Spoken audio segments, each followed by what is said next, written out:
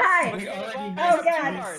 We God. already missed Jeff's impassioned declaration of what is and isn't a nobody. And I was also wrong about that when I said it. I just realized, fuck. Hi, everybody. Kingdom Hearts 3 came out, and I'm gay. We're not talking about that. We have not talked about it at all. Instead, we talk about JoJo. Explain to me the difference between Sora, Roxas, and Ventus. No. No. When we last left off our D&D session. Yeah, let's fill in Alice, because she was not here last time. Oh, God. Oh, what do we even say? We tortured a man with spiders. No, you didn't. Okay, yes, that happened. We sent a man to spider hell. While pretending to be his wife. Yeah, we did bring him back to his wife. Oh, that's right. Wife the entire time. Yeah. It's great. It's great because Bree looked like his wife the entire time and only dropped the disguise after he was already unconscious, so he doesn't know it wasn't his wife owning him at all. I left him a note. I'm just saying. This is terrible. We thought the fire would be more dangerous, so we were over-prepared. Alice, I forgot. It was dangerous for me. One of those guys had a ring of invasion, didn't he? Yes, he did, and don't worry, we're going to dispense the loot in just a second. But first, I need to let Alice know: were you aware that you were the moral anchor of this party, and that once you left, everything just went to shit? Because surprise, you were here to make everybody behave, and when you weren't, they were so bad. That's actually how all of my D&D parties go. That I never become the moral compass. And as soon as I'm not there, everyone's like axe murdering their way. Yeah, everyone. It turns out Bree is really susceptible to peer pressure from teens. Mine was the socially acceptable murder. I didn't murder anybody. Everyone's like, "Mom's not here. It's time to misbehave," and I was like, "Oh I no!" didn't murder any real people either. Wow. I mean, yes, they were cops, but cops aren't people. Wow, careful. Why you call them cops and not people? Gosh. Okay. I agree, but I'm also squirming uncomfortably in my chair. So, so what happened last session? Is we all basically went over a week of free time with all of the characters, except you because you weren't here. So we're gonna do that for you after I finish explaining what happened last week. So I don't know if you teleported Mimilette's boyfriend last session or the session before last session. I was there for that. Yeah, okay. I was there for that. Right. So Mimilette picked up instantaneously that Bree teleported her boyfriend to the Feywild. So that was fun. That happened. Lennox and Amnon decided we decided that you can't self Batman. Like it says here in the Bat Manual, that if you kill your own parents, you cannot become Batman. Somebody else has to kill your parents. But that didn't stop Amnon from becoming Batman. So he broke the rules.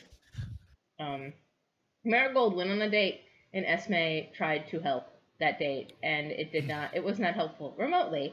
And then they killed Marigold's rival, Zashir Ironshorn, and Aram was there filling in for you, healing people, and doing his best. What else happened last session? I pranked somebody. Oh yeah. Lila and Bree Bree made a potion that attracts spiders, made out of spiders and other bugs. And then Lila and Bree decided to test the potion by putting in a bucket over one of her enemy's doors. And then her enemy's mother came out instead and got spidered. That was the thing that happened. And Bree said, "I think I felt my alignment shift a little bit." It was good. So this is that's true evil. Okay, so we filled you in, I think. So what does Pelagia do for a week? And I'll let you know where you as time progresses. And keep in mind, Aaron was gone for 2 days. Yeah, Aaron was gone for 2 days, but we'll get to that. But so what do you do for the first couple days as Pelagia? So for the first couple of days, Pelagia would try to offer her services to the Dvikul and whoever is putting together what's ever going to run this city. Mm-hmm. as a acolyte and then as a disciple, she has some limited training in people managing, though it's often more of a martial kind. And these people don't need to be taught how to do crop rotation, so yeah. Beyond that, it would probably be mostly look like her. If she's not helping Vikol and them like doing some kind of provisional government, it would look like her. It would look like her helping people in the local neighborhood. Right. I'm sorry, Scarlet got to the part in Kingdom Hearts 3 where Elsa sings "Let It Go" and she's very excited. Because I'm also excited. But continue. Okay. So when you go in to check up on Vikol, what is the most pressing issue that Vikol is dealing with right now is actually a food shortage. Because when Forsyth, the smaller dragon that you guys killed, was coming over, a lot of people fled the area, assuming that Forsyth was going to fuck shit up. And they did, and believe it or not, I know a little bit about agriculture, and I know that you can't just like plant plants and then forget about them. You actually have to like maintain them and look over them. So in the couple days that the farmers fled, the crops kind of died or weren't doing so well, and so they don't have as much food as they're supposed to support Elm Raven. So Vikol's stressing over that. Yeah, we're baiting the dragon. Yeah. Well, everyone else. Yeah. Okay, actually, that is something that she could help with. Yeah. Specifically, it's only been a few days. If it's much longer than it's all lost, but I think she would probably look for, basically volunteer to, I can round up people and teach them what to do. They don't necessarily need to be farmers, but basically do sort of a collective effort to save what we can. Yeah. Vikol is all about that. She's very glad, and she's also like having to deal with a lot of like quote people who think they're important. They're not important anymore. The entire power structure of the city, it doesn't matter anymore. And if you were important, you're not important now. But they don't know that. They think they still are. So she's also having to deal with a lot of these people who were important once, coming to talk to her about how they need to stay important. And that's very stressful, but that's not your problem. So she has to deal with them, but she sends you off to deal with that because that's her more pressing concern. Because Vikol actually cares about people and not about people who aren't actually suffering from anything.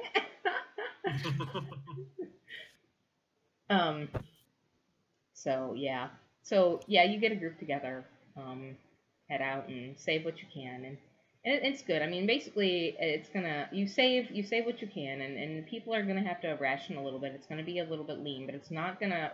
Thanks to your intervention, it's not gonna get ugly. In fact, just I don't know, a quick survival check for me. It's not really gonna matter. I've already decided how this results, but I just want to see if maybe the only thing you can do is improve it and make it better with this survival check. Well, you didn't. But you're doing. No, there's also spells for this very problem too. You're doing your best. On your way back to helping Vikol with going home or whatever it is that you're doing, you run across. I don't know if you remember this character, but that halfling who got all the cauldrons and was charging like ridiculous prices for the cauldrons. He's in Iraq, getting fruit thrown at him now in the middle of town. Justice is a thing that is happening in Elm Raven. They shouldn't be wasting good food like that. Throw rocks instead. Yeah, Lennox is there giving them rocks. I mean, instead, it's like limestone. It's a little softer than a normal rock. Yeah, I mean, when there's a food shortage, maybe throwing food at the halfling is not ideal. In fact, people are saying that, but it just feels so good. So yeah, and they decide to throw poop at him instead. Thanks, Lennox, you made it better. So yeah. When you get back to the church that you live at, Aram is there because he lives with you now because he doesn't want to live with his family because they're mean. He hopes that's okay. Yep. And he is like hanging out with the people playing cards outside your temple.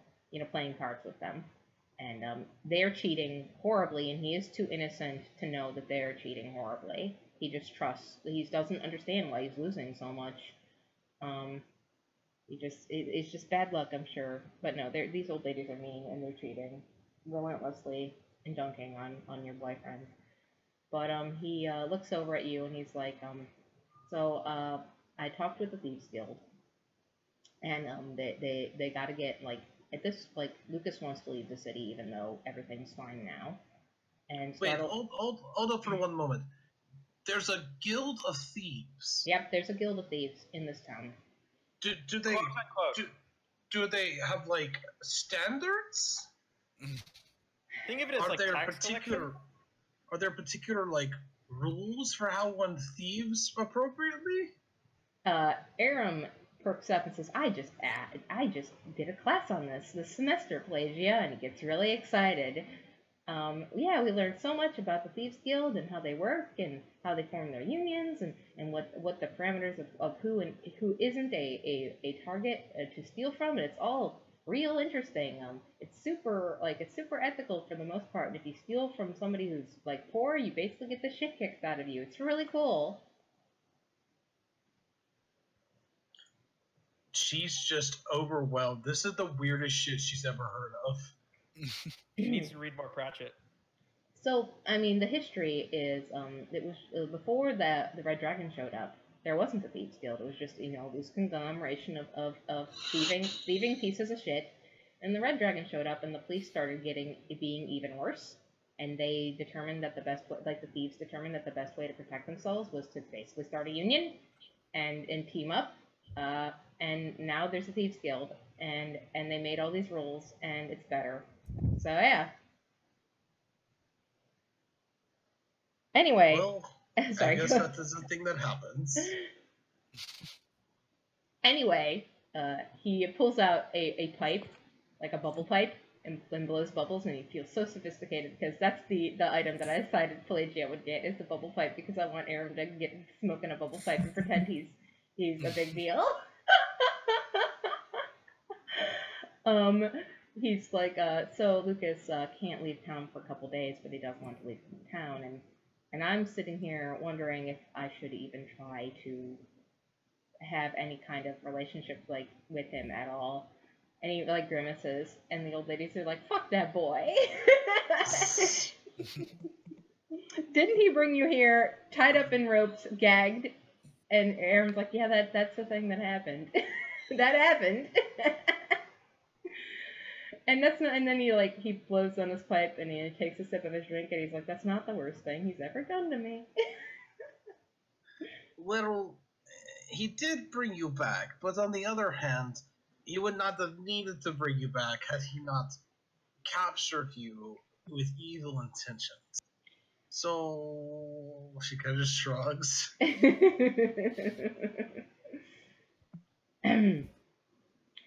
Yeah, Styx says I don't owe him anything. And I know going to Styx for an opinion on what is a moral and immoral act is probably not the wisest thing to do, but I did it. So, I think I'm just not going to have anything to do with him, but I guess he can just stay with my family. That's probably wise. Yeah. Aram goes back to playing cards and smiles at you and says, I'm baking a pot pie for dinner tonight. It's good. I caught some pigeons. So I made pigeon pot pie. It's gonna be good. I hope. Usually when you cook them, they're called squabs instead. Yeah, he doesn't know that. Pigeons. Yeah, he doesn't know that. Does he learn nothing in culinary class? Right. At what point does it go from pigeon to being squab? Like, at what point during the cooking process does it turn into squab? Technically, it's domestication. Oh, okay. Well, they were wild pigeons, so who knows? Wild squab.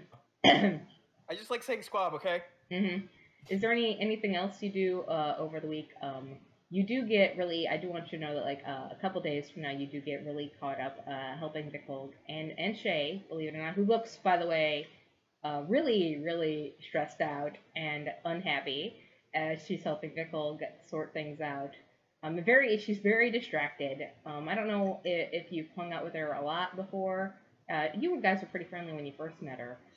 This doesn't seem like her. She's usually really attentive and really on task, and she seems to not be having a very good, like, easy time keeping her thoughts collected and keeping focused on things. And she kind of like drifts off into her own thoughts quite a bit, and it's not, she's definitely not having a day today, but she's trying to help Vikol manage like what she's gonna have to do economically to make sure that shit doesn't go crazy when Vikol goes full socialism now in Elm Raven as you show up. The only thing I could think of her that she would do besides helping Vikol and running errands for her as she needs would probably be just sort of the basic, like, basically she'd probably treat this week like she treats every other week. Right. Basically doing the rounds. What do you need? What does this neighborhood need? Can I provide that, or can I find a way for someone else to, etc.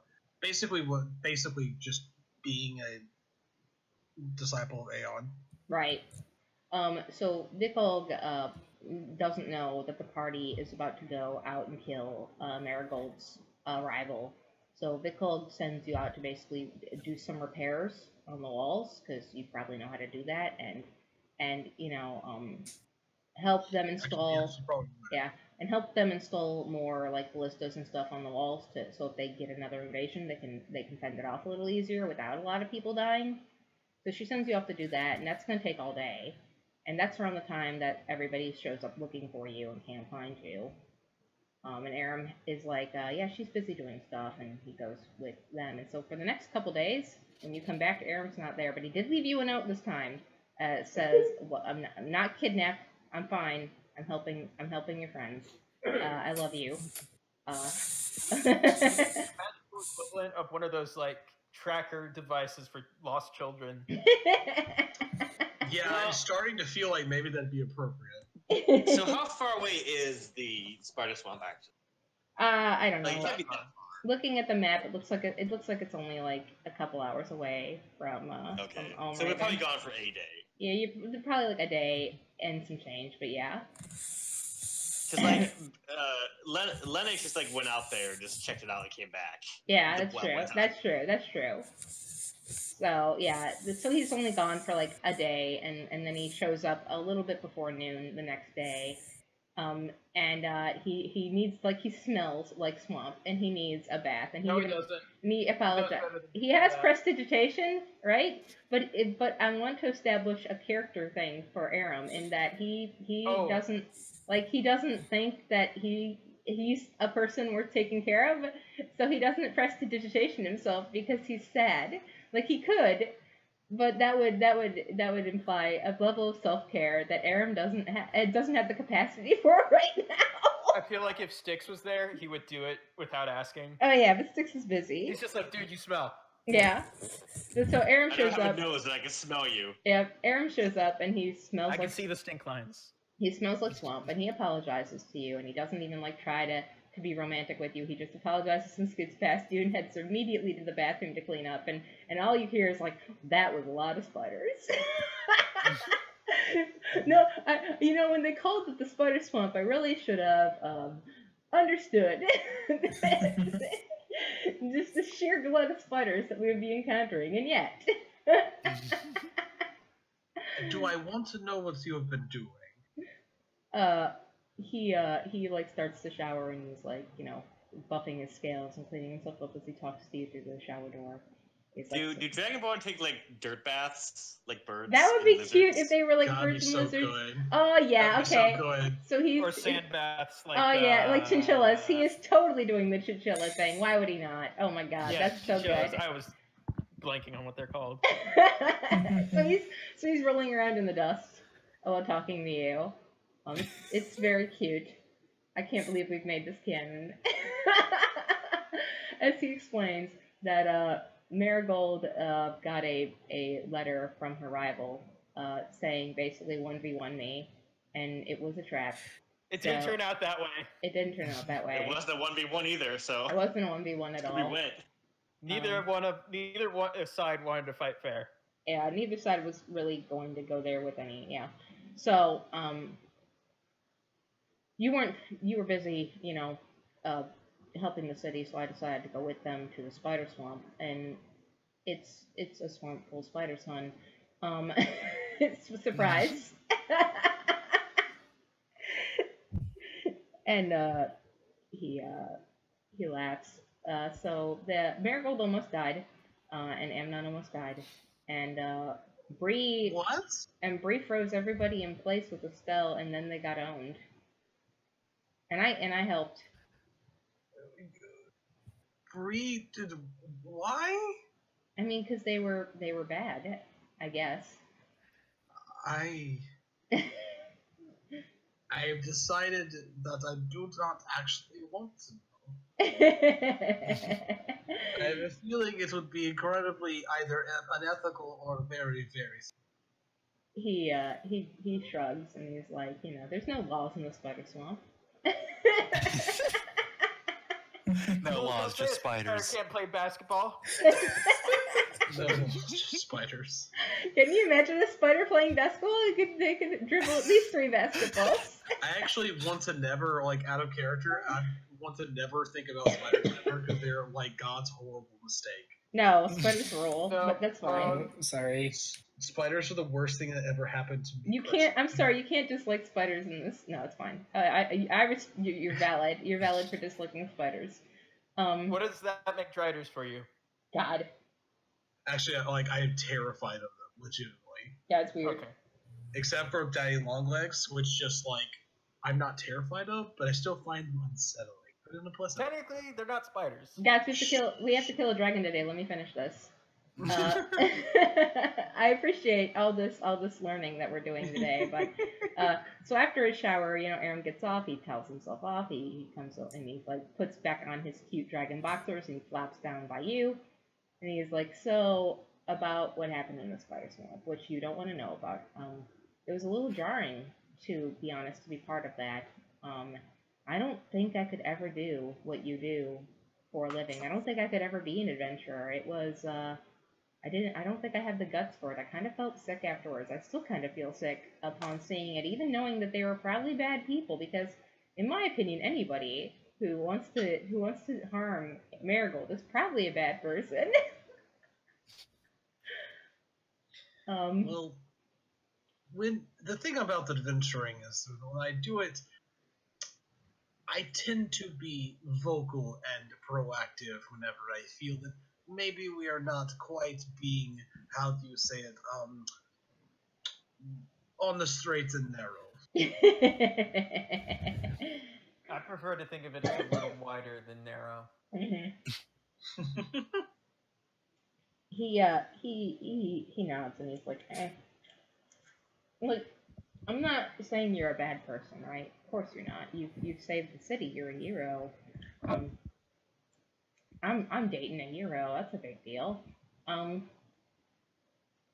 gonna put that on my resume, by the way.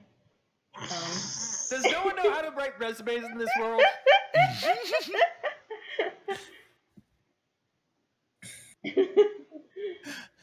Lila did a pretty good job. Yeah. Oh yeah, that was something else you missed, Alice. Oh yeah, Lila filled out Lennox's paperwork with Chuck Norris facts, but instead of Chuck Norris, it's Lennox. Anyway. You say that like that's not the best thing that could have happened with those papers. Yeah, but I mean, for his tenure documentation. Yeah, now they're definitely going to accept him for tenure now. His entire CV is like Chuck Norris jokes. Yep. God. So Aram's like, I don't think you're a bad person. I think you're a wonderful person. I just know that it takes a certain type of person to do what you do every day, and that kind of person isn't me. And I don't know. It made me respect you more for what you do, because I see from experience that this isn't easy. It's not easy emotionally. It's not easy mentally. have you seen Esme? I've seen her once or twice. He gets like he has an exhausted expression on his face, and he's like, yeah. maybe she should stop.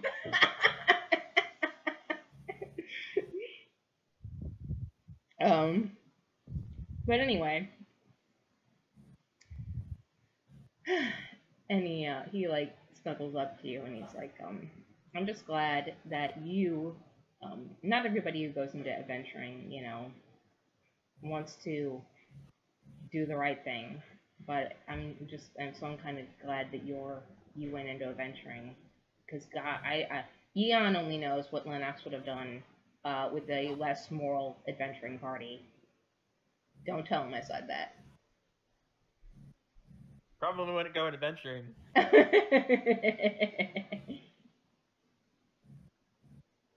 So, do you do anything else the next couple days?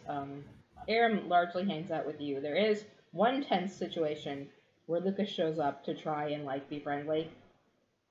Who does? Lucas, Aram's brother. She'd probably, like, follow his lead, and that if he doesn't, like, kick Lucas out, she'd let Lucas stay around. Mm-hmm. But if he's, like, obviously uncomfortable and doesn't want him to be there, she's going to politely ask him to leave with some kind of pretense about really important ceremonies that need to happen right now. Just the most important of ceremonies. Aram's like a nice boy. We've established he's good, and so he's obviously torn because like there's like obligations that are expected of you when it's your family, even though Lucas is trash. But ultimately, his body language is very no, like very nope on this. Okay, she will leave them for a couple of seconds, and the assume conversation will happen. But Emily should show up with like arms full of like all kinds of really old-looking scrolls, and just be like, "Oh, you're still here. I'm very sorry, but we have very important ceremonial things that need to happen that can only be done with those who are initiated as acolytes. But we'll be happy to see you again sometime in the future, eventually." Lucas is like, well, this is like, so Shay's getting me out of here. This is my last day here. I just wanted to try and mend fences. And Aram like looks at Pelagia and then looks at Lucas and says, "There was never a fence. You never built a fence. There's no fence between us. There's nothing between us. Please go." And he walks away. Yeah, she drops the pretense. It's just like, "I'm sorry, but if you did kind of kidnap him in the night. I mean, I'm glad that you brought him back. It is the reason I didn't crush your head like a melon." One of the old ladies is like, she could totally kill you right now with her mind. I mean, I will not deny it. Lucas, but at the same time, well, good luck, if nothing else. Lucas sits there only for a moment and just kind of mumbles about, like, I did the right thing. I don't understand why he can't forgive me. And he just like walks off, taking it super personally. And I mean, look, if you're out there and you've been in this situation, sometimes fuck you. Nobody owes you forgiveness. Get fucked. So yeah. Yeah, maybe in a decade if he writes a letter. Mm-hmm. Maybe. Mm-hmm. Probably not, but maybe. Otherwise, he's alive, so I mean, he got his reward. Yeah, and Lucas kind of blames you for Aram having the spine to stand up to him now, and you can kind of see it in his face that he's very mad at you as he walks away. This is all your fault. Okay. He could have That's totally. okay. He could have totally, you know, bullied his younger brother into forgiving him and letting him back into his life if you weren't there to give Aram a spine. But this is all your fault. But yeah. So Lucas basically does shout, "I hope you're happy with destroying a family," as he walks away, like thinking he has the moral high ground. Okay, actually, that would hurt her a little bit for both religious and personal reasons. Of course. But she's not gonna say anything about it. He's all about those deep cuts, Lucas, that petty fucker. But he's gone now. Shay gets him the hell out of the city. She's not happy about it. She's got other things that she's dealing with right now. Just so many other things that she's dealing with right now. But she gets him the hell out of the city. And good luck. Fuck you. Goodbye. You will not be missed. Nothing of value is lost. So, the week passes. And do you do anything else this week, real quick, before I move on? Nope. Okay. The week passes, and you all, well, Marigold, you get ascending because you're in charge, and Skylar's great, but she can't cast sending 5 times a day. She's got more important things to spend her spell slots on, so she just contacts you because you're the boss. You've established yourself as the leader of this ragtag group of crazy murderers, so you get the sending. You know me well. Yeah. And it's basically it's time. It's dragon time. We need to be plan. fair, that dude picked a fight with you, Fefnir, so. What? I feel like we are totally in the right. Mm-hmm. It's self-defense. That's why we had to travel miles from our home. It doesn't matter if and it was ambush them. look. It doesn't matter if it was self-defense or not. There's no laws in the spider swamp. Yes, it's self-defense, says the man who flew down from 60 feet, completely invisible, and stabbed a man through the back. You weren't invisible. You only were very sneaky. That's different. I was as good as invisible as I could get. So, all right, everyone. Before we go, let's talk about what spells we're preparing. Yeah, well, but I need to do a thing with my swords. let me finish the message. The sending, which is Vikolg and Elvani want you to get together and plan out how we're gonna to handle this dragon problem. So please meet up at the Burnt Out Church. Thanks. And then because everybody. yeah, go ahead. I was gonna make What a are you joke. gonna say? But and then you know how somebody doesn't know how to end the call and send it to voicemail, so you just hear a bunch of button presses as they end cursing before the message ends. Oh, right, I don't have to press buttons. This is magic. I'm doing this with my brain. But yeah. All right, everybody, gather up the Burnt Church. So you gather everybody up. I mean, Lennox is just there. Yep. Yeah. But Don't question why. Don't Yeah, question how. so you wanted to put an enchantment on your sword, Lennox. I would like to, if possible, upgrade both my longswords to be Dragon Slayer longswords. I will allow you to do 1 longsword, not 2. That's just too much damage. But come on, It's I not- haven't been using my money for anything else lately. It's not working this time. Last time I let you Only have guys. time to do 1. But I've been using the same sword since session 3. I don't think you could. I mean, it takes a long time to enchant a weapon. You might be able to find one, just you could buy. How It's like a likely monk. is it that the Erakes had 1 or 2? No. I mean, they didn't like the dragon, right? Mhm. They were probably They flying probably behind just his wanted to back. betray them. So the Erakes did not have dragon. Speaking of which, that's another thing I didn't do this week. I didn't look at magical weapons. Oh, by the way, who gets the Ring of Evasion? That It should be Marigold or Marigold or Amnon, in my opinion. Yes. because they are the fighty people in the front. So who wants What it? does it do? It basically gives you the evasion. which is the rogue ability of if you make a dex save and you fail it, you only take half damage, and if you save, you don't take any damage. I already get a bonus to dex save, so you can have it. All right. You get But Marigold also uses her reactions more than you do. Yeah, it is a reaction. So it would probably be better for you, Amnon, because Marigold might use. Well, I don't know if Marigold will use Sentinel during the dragon fight. She could. I mean, there's nothing stopping her. This dragon tries anything, I will shank it. Yeah. Just pin it to the ground through its wings. You that's fucking. right. I have Mage Slayer now. You fucking thought, says Marigold, as the dragon tries to attack anybody but her. Did you say the dragon was a thought? What? No, wow. That's what I heard. If it breathes fire, it's not. Oh my god, that's so heinously cursed. Sorry, Pfeffer, did you say if she breathes fire, she's a thought? Yes. All women are thoughts, Lennox. Well, this session's derailed anyway. Who's getting the ring? I'll take the ring. I'm dying. Excuse you, all dragons are queens. I know, that's the problem.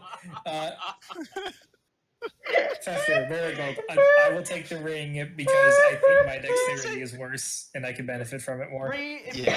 if you say that all women are thoughts, does that make you a thought? That wasn't in character. Thank you.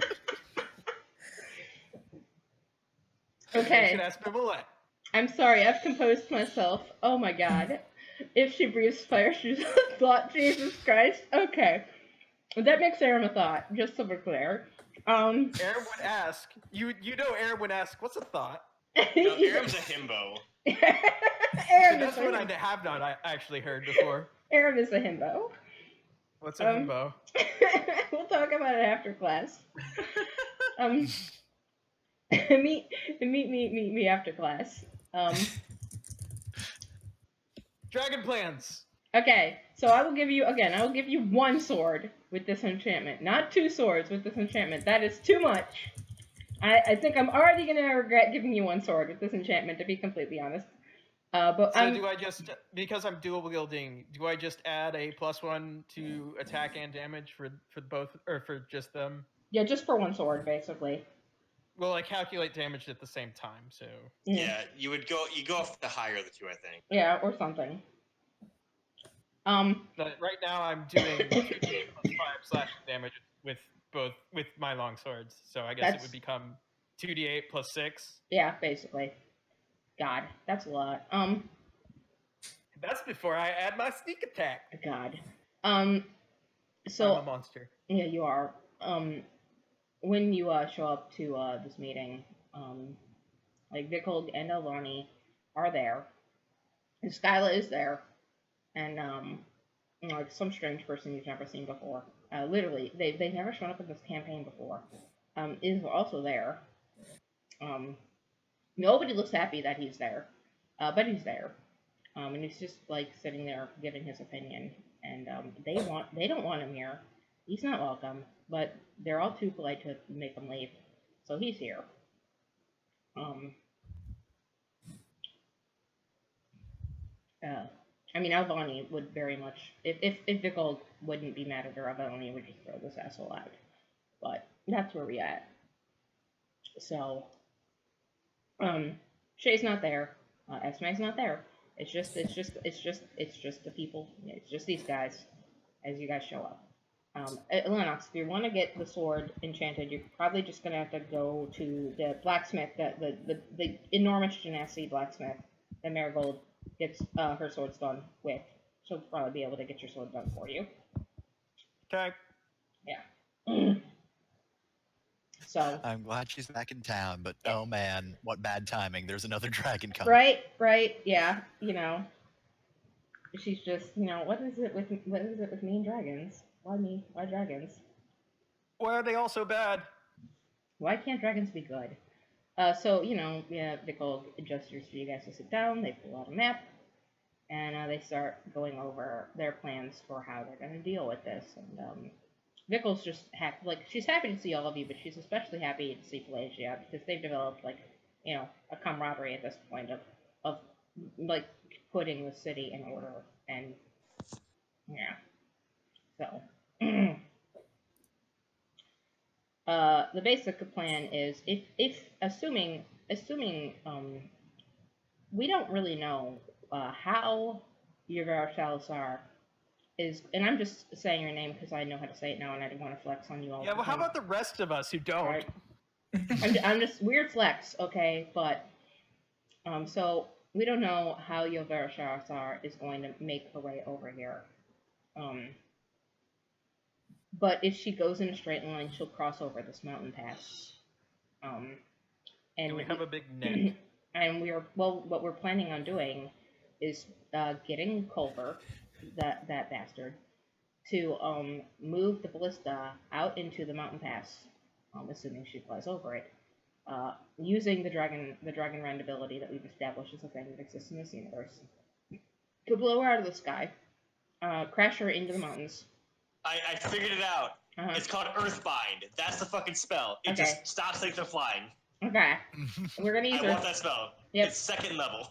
Okay, it's yours. It's the spell. It's yours now. Okay. We're gonna use Earthbind on her to crash her into the ground, shoot her with the ballista, and then kill her. I assume we already have, parties in place to descend upon her horde and reappropriate them. Alvani looks a little uncomfortable, and she's like, "So, that's a thing. Yeah, I'm gonna have to, I'm gonna have to deal with that. Amnon, can you come with me when I deal with that?" Yeah. Okay. Great. So that's the plan. I suppose we'll need to make more bolts for the ballista. I'll have my supplier get on that. Oh, by the way, your daughter's back. She showed up this morning. No one must know! Yeah. She gets along well with Lila, but Lila doesn't spend a lot of time in your place when Shay isn't going out on dates. Shay's actually a good mom and doesn't just foist her daughter off on people, I am also tutoring Lila, we established. That's true, because school's closed right now, which is one of the other things that the culture's trying to do is get schools reopened. It's a lot. We did give my daughter a name, right? I think we did. No, we did. I don't remember if we did or not. I think it's Sankus. It's Sankus? Okay. Yes. Yeah, okay. Yep. An ancient dwarven queen. She's good. Write it down, I guess. I'm not writing it down. I'll forget later. Jeff left. There he is. Okay. No, bye, Jeff. I actually closed my browser that now. So, do you guys have any suggestions for this plan? Okay, well, I mean, I'll have to cast that spell because I mean, you guys gotta stay in the city because you have to. If we fail, the dragon's gonna still come here. So like, you can't just throw all eggs in the basket. Basically, if the dragon is not flying in a straight line from Kellenport to Raven, this whole thing is just fucked. I mean, there's got to be other wizards in the city who can cast that spell, right? Oh, yes, of course there are, and we're gonna try and space them out, but there aren't. And Vikul grimaces like there aren't people in the city capable of killing her. You are pretty much the only people in the city capable of killing her. So if she's not where you are, it's a problem. Do we have at least a wizard who can teleport? We've got Culver. I mean, someone gives you that. I can learn to do that if someone gets me a scroll. It'll just take me a couple hours. Elvani says, I'll see what I can do. I have to take care of the horde situation first, but I'll see if I can get my hands on a teleportation circle scroll for you. What would be weird if we didn't find a teleportation scroll in the Arake family horde? Oh yeah, there's definitely a teleportation scroll in the Arake horde. I forgot for sure. So you already have one. All right. I learned it. It caught. This is like I just used money from the fucking. Yeah, from the chest. Shit. You just use Arake money to buy the Arake spell. Yes. Well, I gotta. It cost me a lot of money to learn these things too. So, any other suggestions for how you guys are gonna do this? And if you don't, I have a thing I need to remind Fafnir of. Hey Amnon, do you want to put Dragon Slayer on your axe as well? I guess. +1 to attack and damage to any dragon, and an extra 3d6 when you do hit. You're gonna make this enormous Genasi blacksmith so fucking rich. Well, it's weird. A lot of people are buying Dragon Slayer weapons. Yeah, she's gonna retire after this. Fefner, you need to ask Vikkel to pay Shay. and also about your sword. I don't know if I can bring that up naturally, but. So speaking of money, Vikkel. Sorry, go on. Vikkel, Shay's mentioned that she hasn't been paid yet. I know she's typically nervous, so I was just wondering if she's actually been, like, actively pursuing that, or if she just asked once and then everybody kind of forgot, and then she was too nervous to ask afterwards. What's going on there? Vikkel, like, grimaces. And it's like, fuck. Shit. I forgot. I've been so busy. I didn't mean to not pay her. Fuck. And she looks over at Albany. See, this is why I can't be in charge of the city. And Albany's like, you feel bad, and that's why you should be in charge of the city, because nobody else would feel bad about not paying somebody. You can just pay someone else to remember to pay everybody. Right? Yeah. Vikkel's like, I have to. Yeah. Well, this is important. I got a question about Dragon. Okay. So what do we know? Can this Dragon cast spells? Yes. Okay, counterspell. No fireball, obviously. Yep. Yep, that'll be useless. What else do we know? Aside that she's a big nasty dragon that's gonna breathe fire on us. So Albany says, so this is the reason we don't want this dragon making it to Raven. She's the size of a mansion. She big. She a big girl. She thick. She a thought. Is she adult or ancient? She's adult. She's not ancient. Okay. So she's she's huge. How big is huge? I forget. It's a lot. Also, thing about dragons, not very dexterous. Not very dexterous. She's she can cast magic. She's very temperamental.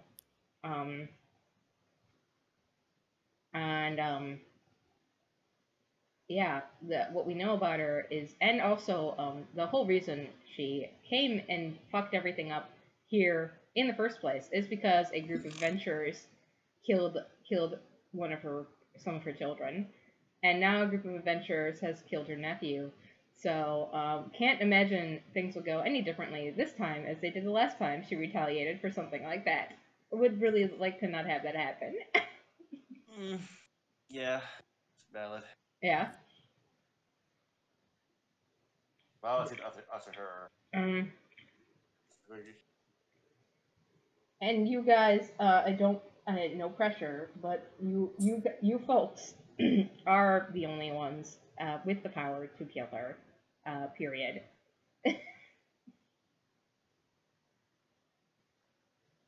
Sorry. I mean, I am pretty great, I guess. Yeah. But it's really just this. I hold my book up and I'll do my best. So Vikkel looks over the numbers and says, Marigold, thank you for reminding me. I'm so sorry. I'll apologize to her in person, of course. I've just been so busy dealing with so much nonsense. That's quite all right. I figured it was just a lack of communication. I'll pay her, and I'm going to figure out a good, back pay to give her for waiting longer than she should have for her pay. I'll look into that and take care of it immediately. You have my word.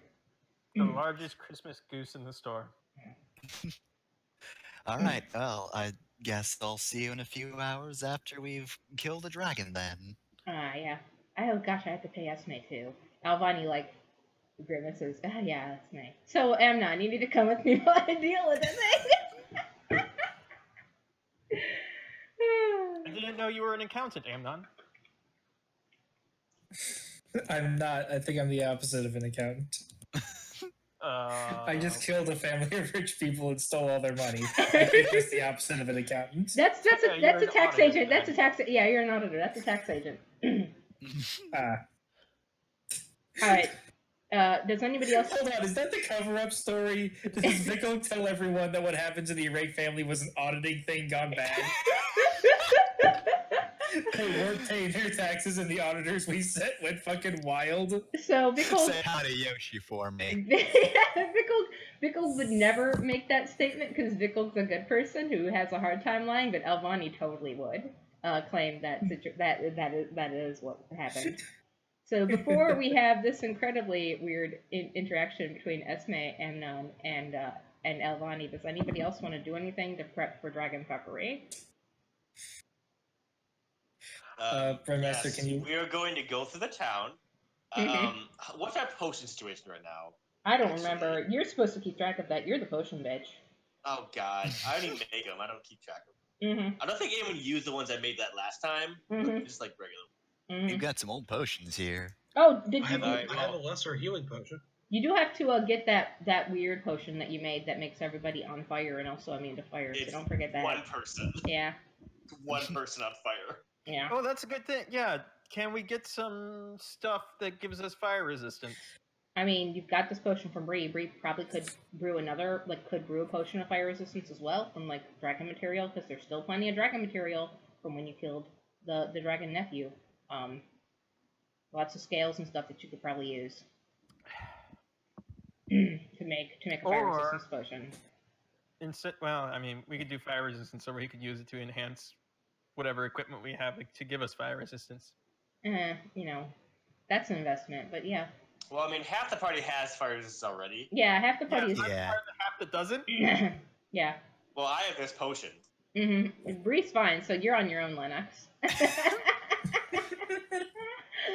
Oh no, you'll have to make do with your really good dex saves. The last few times, my dex hasn't been coming in. It hasn't worked. I am one level away from the skill that allows me to, essentially, when I roll a 9 or less, I get to take take it as if I rolled a 10. That's great. I think, or is that only for skill checks? That might be only for skill checks. That's still really useful. That's still really good. It's never wouldn't apply to saving. It's a shame. So. It's a shame that pretty much the It's only checks. It's not saves. It's a shame. Yeah, whenever you make an ability check that lets you add your proficiency bonus, you can create a roll. Yeah, I don't think there's any wizard spells that give fire resistance except this one I talked Jay to let me make. It's a shame that the campaign is pretty much over after this session. So, thank you for playing with me, by the way. Anyway. I'll still level up Marigold anyway. Level up out of because spite. Maybe one day. Yeah, maybe one day we'll come back. I'll come up with a new problem that you guys need to solve gaily. Plagia. We still have our old characters from all our other campaigns somewhere. I think so. I don't remember. They're somewhere. Plagia, do you do anything? I'm probably going to be focused on healing this time around. So I'm not going to be. I also don't have the money to be enchanting weapons.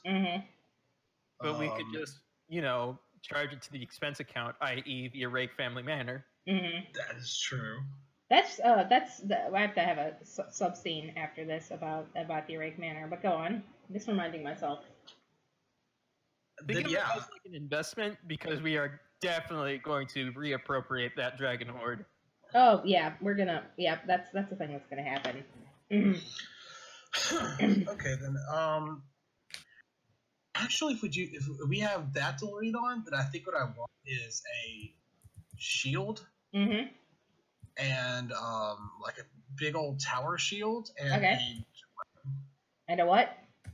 And also a what's it called? I want some dragon slaying on my. Okay. Wow. Everybody's just ready to do this. We're fighting a dragon. Yeah. There's not much else we need. Gosh. Okay. So I guess Amnon, you've got other things to do, so you can't meet up with everybody at the enormous Genasi blacksmith that Marigold found because she was. Hey, can I get one thing? Can I get a deck of cards? No. Yes, of course you can. Okay, I'm gonna get the deck of many things then. No. No. No. I'm kidding. No, fuck that. So, Amnon, you're busy. Bree, do you do anything before I do this scene? I learn all those spells. Okay, Marigold, do you do anything before I do this scene? I actually don't have enough money to do any upgrades, so no. Okay. Bree, are you taking haste or fly? I was planning on bringing the dragon down instead of flying up to it because I don't want to split us up. Mm-hmm. That's probably better. So I'm doing haste. I'm not doing visibility because dragon has blind sense, so it won't help. Okay.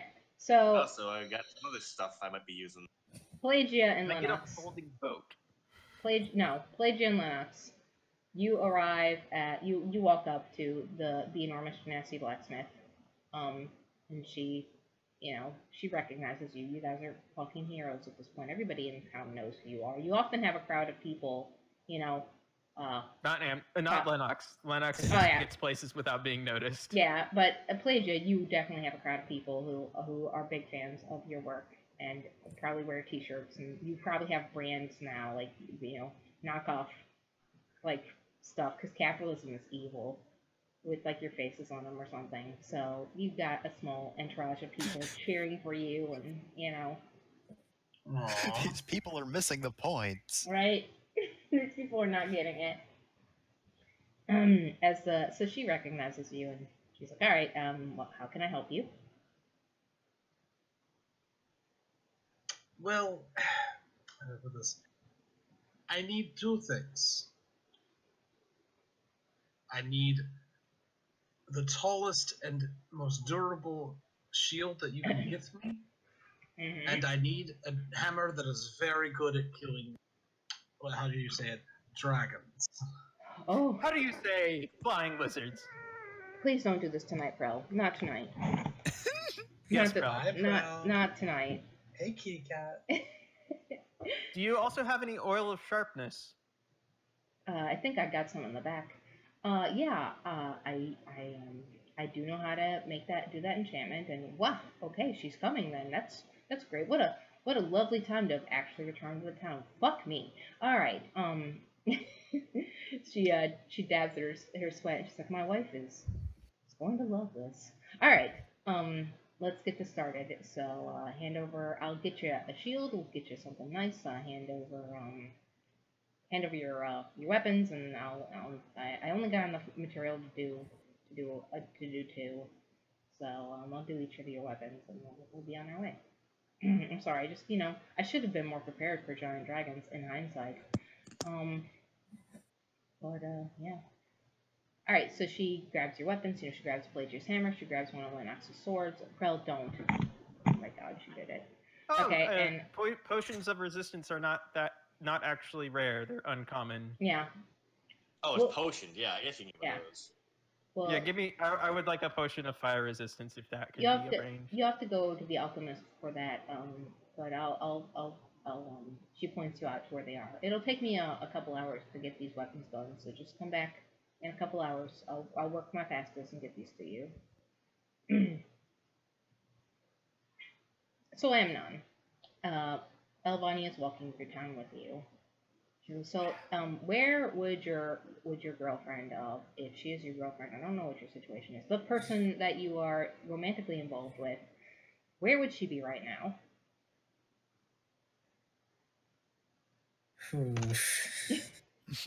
Hopefully in therapy, says Amnon, looking directly at the camera. trying to invent therapy so that she could benefit from it. Hopefully we can do it right in this universe. Mm-hmm. Oh, something I just learned. Rings of evasion have 3 charges. Mm-hmm. So he used 1 during that fight. It's fine. It regains 1d3 charges at dawn. Oh, so it's full right now. Yeah. All right, so Amnon, where would your girlfriend be? I genuinely don't know. They work differently than we were doing. It's when you fail a dexterity save, expend a charge, you succeeded instead. Oh, well, it's fine. It still costs your reaction, but you do not make another roll. You just say, no. Interesting. Well, I prefer the old way it worked, so I'm going to say it works the old way. It's one of the old rings of evasion before they got nerfed.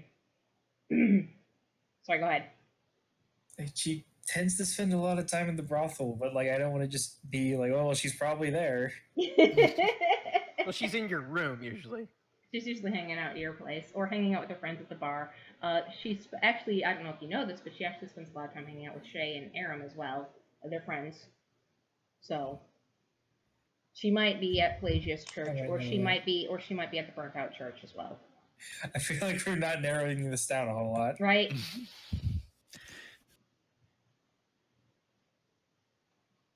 So, do you want me to just name a location and guess where until I guess where she is? Or? No, I mean at this point, Pleasure's like, oh, God damn it, and I know where she is. Right behind you. No, nothing personal, kid. So we're bringing back everybody's favorite NPC, that wizard who was smoking, who did the sending for Marigold. She's here, and Pelagia seeks her out. The wizard is in fact still smoking, and she should put that out. It's not good to be on fire like that. No. And Pelagia's like, hey, can you scry a person for me? And the wizard's like, yeah, I mean, I can do anything. I'm a fucking wizard. And she takes a long drag off of her pipe. Is she high? She's incredibly high. I have no sense of right or wrong. Yeah. Good. I instantly trust her even more. Mm-hmm. She's incredibly high. As Alvani describes Esme and asks, like, Amnon, do you have anything of hers to make this a little easier by any chance?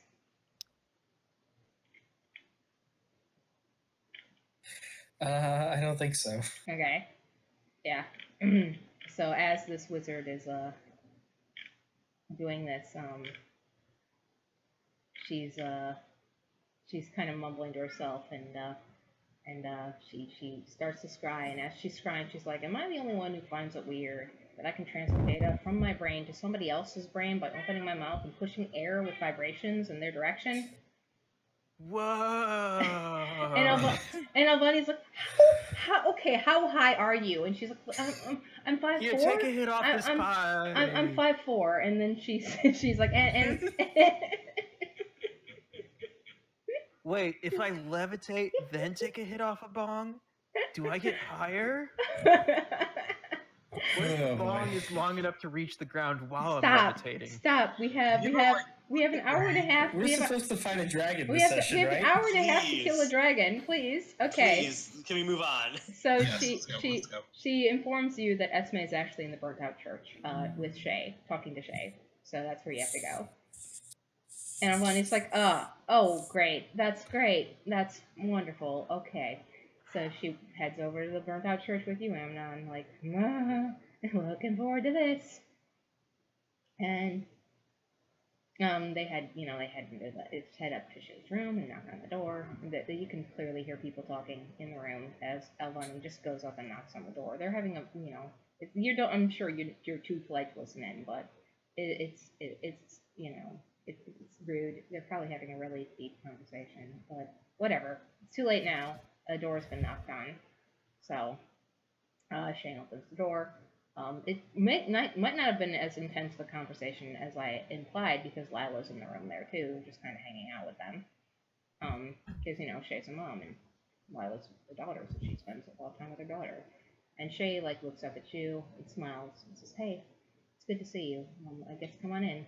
And then she looks at Alvani and she's like, oh, come on in. And Alvani was like, hey, thanks. And, she heads in and she high-fives Lila on her way past. And Esme looks up at you and she looks very relieved, and she even comes over to you and, gives you a quick hug and a kiss on the cheek and says, hey, it's good to see you. And then she looks over at Alvani and is like, okay. Hi. And Alvani's like, hey. So, remember when I told you you'd have a week, maybe a week and a half, before I sent you out to do more stuff? And Esme's like, yeah, I do remember that. I remember that very fondly. It has not been a week. And Alvani's like, yeah, bad news. And Esme's like, of course. Didn't mean to lie to you, but turns out I lied to you. And she's like, I didn't mean to lie to me. You've done nothing but lie to me the entire time we've ever had any interaction with each other. And Alvani's just like, it doesn't count as a lie if I didn't know it was a lie until it became a lie. And Esme's like, yes, it does count as a lie even if you didn't know it was a lie and it became a lie. And Alvani's like, yikes, well, How do you feel about going to Kalimport and raiding the dragons horde? And she's like, oh boy, how do I feel about going to the most traumatic place I've ever gone to in my life? And Shay's just sitting there, like, Shay has sat down. It's fine. There's a dead beholder on the doorstep now. He's burning it down after we're done looting it on the table. Maybe. Esme looks over at Amnon and then looks back over at Alvani. And it's like, you don't have anybody else that you trust enough to send to do this, do you? And Alvani's like, I would send, Marigold and her team to do it, but they have to kill the dragon. So why does she get top billing? Because she's the boss. She's the leader of the group, okay? If you wanted to be mentioned first, you should have been the leader. Lennox is not a leader. Exactly. So, I think we all just decided that Marigold's the leader. Yeah, completely arbitrarily. Mm-hmm. All right, which one of you has their shit together the most? Look, I don't mean to drag anybody here, but Marigold is the only one in the party who is a top. Anyway, How dare you? No. Where's Elijah? I can't find it. Alice is sitting here fuming. How dare you? Anyway. No, I'm just bewildered. So, Esme sighs, and Alvan's like, look, I do have other agents that I could send who could do it. But I predict that the horde is guarded. It's going to require, fighting and stuff. And my agents, they're good, but they're not that good. And you've proven yourself with the cat, like with that thing that you did in Kalimport. And she's like, ah, yes, that thing I did in Kalimport. And she has a expression that is not remotely wistful, but is instead incredibly traumatized. This is not a fond thing to recollect back on. So, if you would please, says Albani, go to Kalimport again and seize the Dragon's Horde for us. We would be very grateful, because if you don't, somebody else will, and we'll have to deal with that. Esme sighs. And it's like, I don't even know what to ask from you for this. Right of first refusal on anything in there. Yeah. You're not there to help her negotiate this. If I do this, will you invent therapy? And then do you ask that character? A rod of therapy.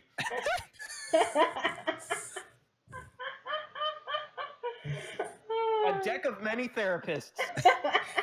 Oh, look, I just crafted... Oh, what's this? A therapist. Wow, I made it. I did it. Bree, working really hard, has just created Xanax. Thank you, Bree. I'm going to multi-class into psychologist. God. Yeah, so Albani's like, well, good news. If you survive, and Esme's like, my favorite part, yes. When you survive. Shay is the one who says when she survives, and Albani's like, sure. So if you survive.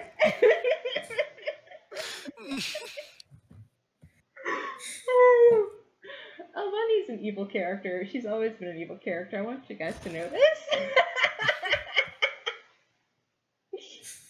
And if you survive, we'll discuss this after the fact, because I will owe you a lot. And Esme's like, can I get that in writing? And Albani's like, I mean, sure, but I'm married to the mayor,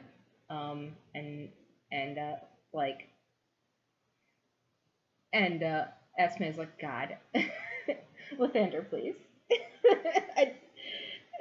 All I wanted to do was have sex with people. Why? Okay, sure, we're doing this. She looks over at Amnon, and she reaches out and takes your hand and spaces like, I'll see you after this, I guess. Maybe, hopefully. Yeah.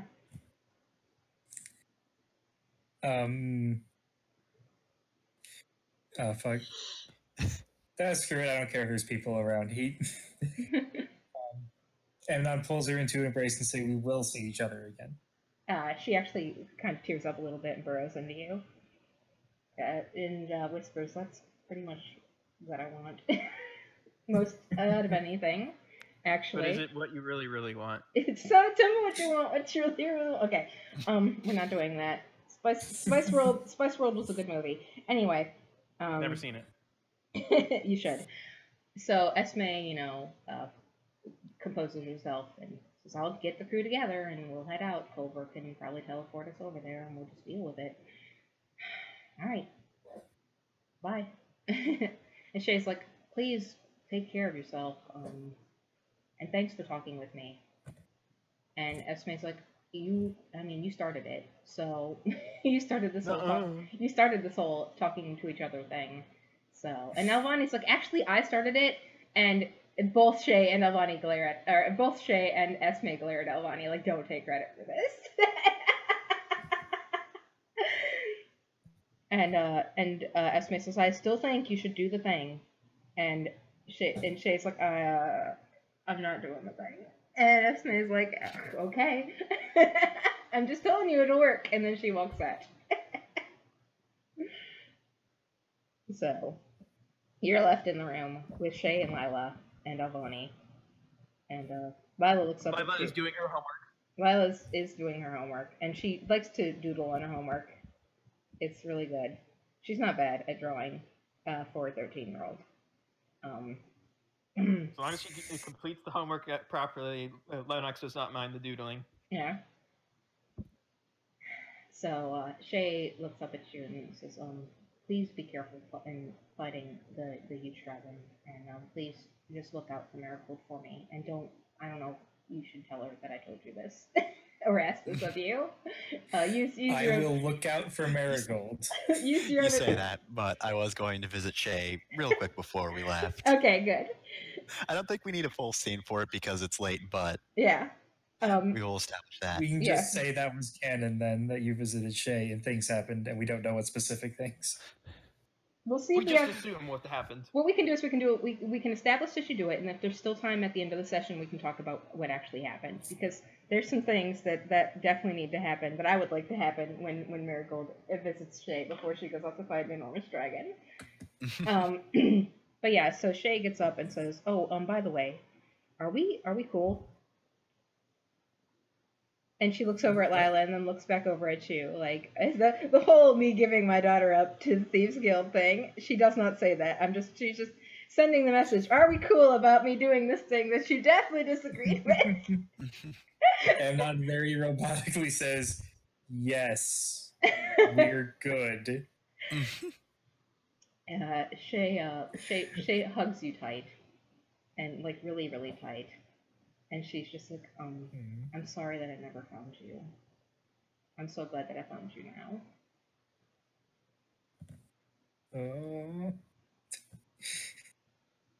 And she, it takes her. She's one of it's like, "God, I need this hug." So it takes a bit for her to let it go. And it gets to the point where it's a little awkward for you, maybe. Lila, get the crowbar. Lila, please get your mother off of your cousin. Lila, I did instruct you on how to properly pry things apart with a crowbar. Make sure you use your leverage. Lennox is here now to advise in this situation. She had a question about the homework. Right. So, Shay lets you go eventually and says, "I'll see you. I know I'll see you after this." Yeah. Curious what you're gonna do. Now that once you've run out of things to kill, we'll figure it out. I look forward to figuring it out. And she goes back over to Lila. Me too. She goes back over to Lila and says, "Say goodbye to your cousin, Lila." And Lila looks up at Amnon and says, "Why would I say goodbye to him? He's coming back." But you still say goodbye when you are going to see someone for a while. Lila's like, "All right, that's true. enjoy killing a giant dragon, Uncle or Cousin Amnon. Bring me something cool. All right. Bye. Translator's note: they say sayonara in the Japanese version. They would never. As Amnon walks out, he mutters under his breath, "How does she not know you say goodbye when you end a conversation?" Oh, Lennox is now outside, sitting on top of a cart filled with ballista arrows. Mm-hmm. Who knows how he got there? How did the cart get there? When did the cart get there? No one knows. How did these ballistas happen? It's just a thing that has happened now. Lennox moves in mysterious ways. Back in the room where Vikhold and Alvani was. Alvani's out now, but Vikhold is still there with the guy that they all hate. The guy speaks up and says, "So, when are you going to tell them that I'm in charge now?" And Vikhold's like, "Just because you're in charge of the Order of the Radiant Heart and started all this and facilitated all this doesn't mean you get to sweep in and take credit after all the hard work is done. I did this hard work. You're not in charge of anything. You don't even have any right to be here. And if Alvani was here right now, you would be dead. So you should probably just fucking leave already." Excuse me, who are you? I'm Frank Radiant Heart. I'm partial ownership. I'm Yensid. He's Yensid. We're not independent contractors. We're not part of your organization, so we have to do what you say. So, we don't want to go away. Alright. And, I'm going to buy a number of stocks in our company to essentially take ownership of the... you'll need to fuck off. Yeah. Please, kindly get fucked. And, Skyla actually applauds for Vikhold for just telling this guy to get fucked. Because Skyla's there, and she's there for it. She's like, "I'm telling Alvani. She's gonna be so proud that you told this guy to get fucked." And this guy's like, "I am responsible for this, and I'm owed." And Vikhold cuts him off. "You're lucky that you're walking out of here alive. Don't make me bring the deer out. Don't make me." Are we fighting the? Are we fighing the dragon today or tomorrow? Today. It's like tonight, basically.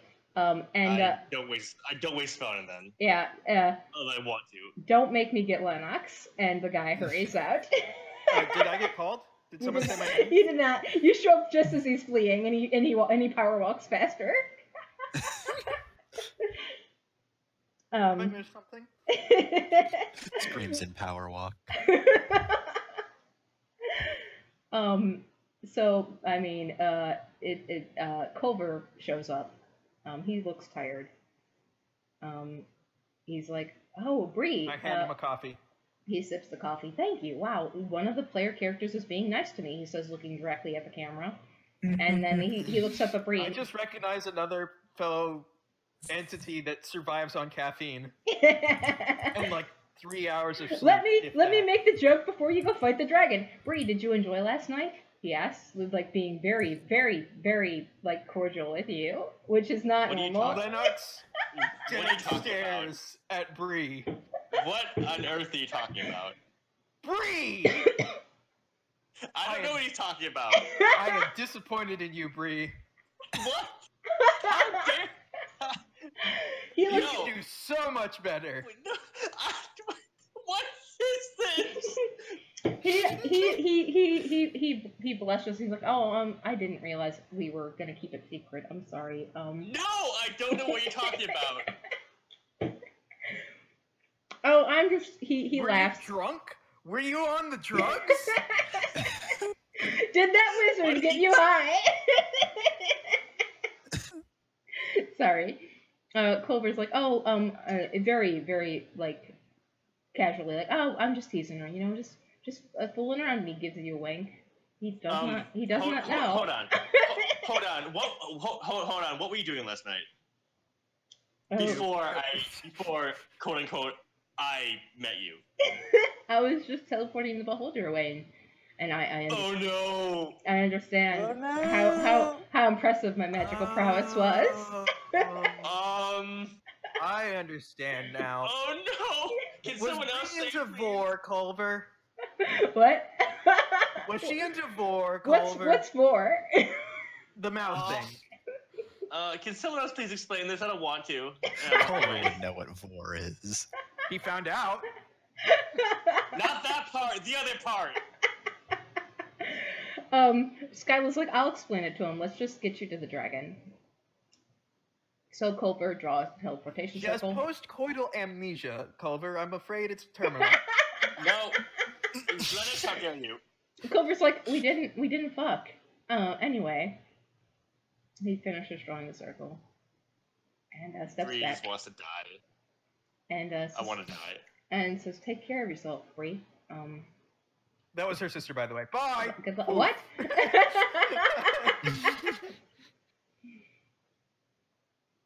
So you step into the teleportation circle, and Lennox, just throws a grenade in the room and teleports away, basically. So Does Culver turn beet red? It's you teleport too quickly to see. Oh. What he does, but you show up. Whoop, at the place. Oh, Marigold, you visit Shay before you get teleported. We established that. Yep, I think at the moment we just get a brief scene of them talking, no audio, and then they kiss. Oh. I ship it so covers her eyes. I ship it immensely. Anyway, So first thing first, before we do anything else, we need the ballista on this map, please. Yeah, I'm getting it. Hold on.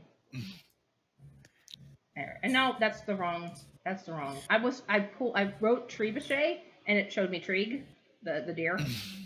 So Trebuchet is a different thing. He should be here too, is what I'm saying.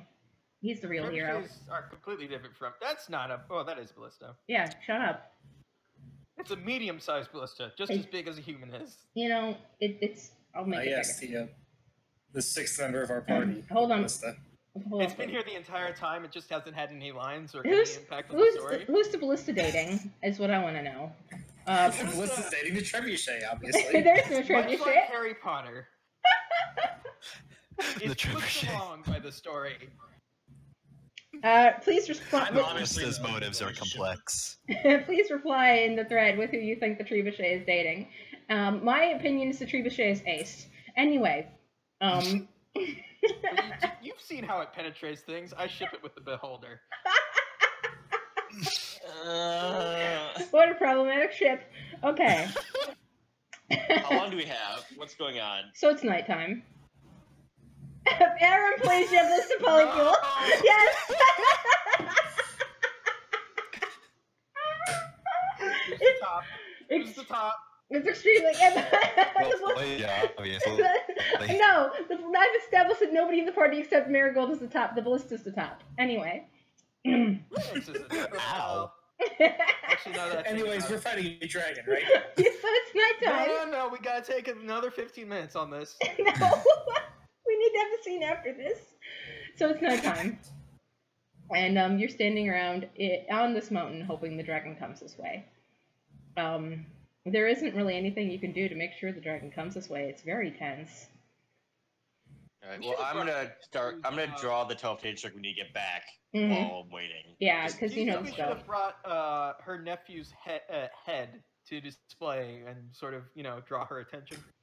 If she could have seen it from as far up as she is, I mean, who knows how high she's flying? Who knows anything about her, like what she's doing at all, really? Can you cast sending and communicate with a dragon? You do know her name. You technically could send her sending and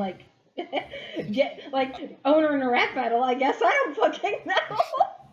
I could, but I did not prepare it today because I prepared spells in order to kill the dragon with. Mm-hmm. Fair enough.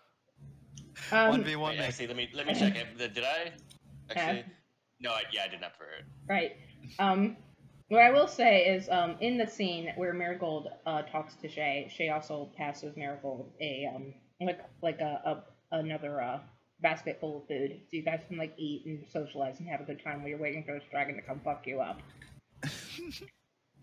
So you've got this really nice basket of delicious food. Some of it, Pelagia, you can tell has been baked by Aram, so it looks like all of your significant others got together to basically make you guys a nice meal. Mine just made the ballista bolts. Yeah, yours just made murder. That's all your wife can do. It's like, you know, your wife is really going down the fuck, marry, kill route, and you know. She gets confused sometimes. Yes. It's a dwarven thing. Yeah. So, eventually, it's getting towards the part of the night where it is darkest. But you see her. She's big. And you see her because there's the moon is there, and she flies over it because she's fancy. So you see her immense silhouette. She is big. As she's flying over these mountains, because Alvani was right. She would just fly from point A to point B, and Bree, you don't want to be there. I moved my circle. Hold on. I put it. I'm gonna move over here. So yeah, that's good. So how do you get her out of the air? She hasn't seen you yet, but she will. Don't worry, it's coming. Bree, cast the spell.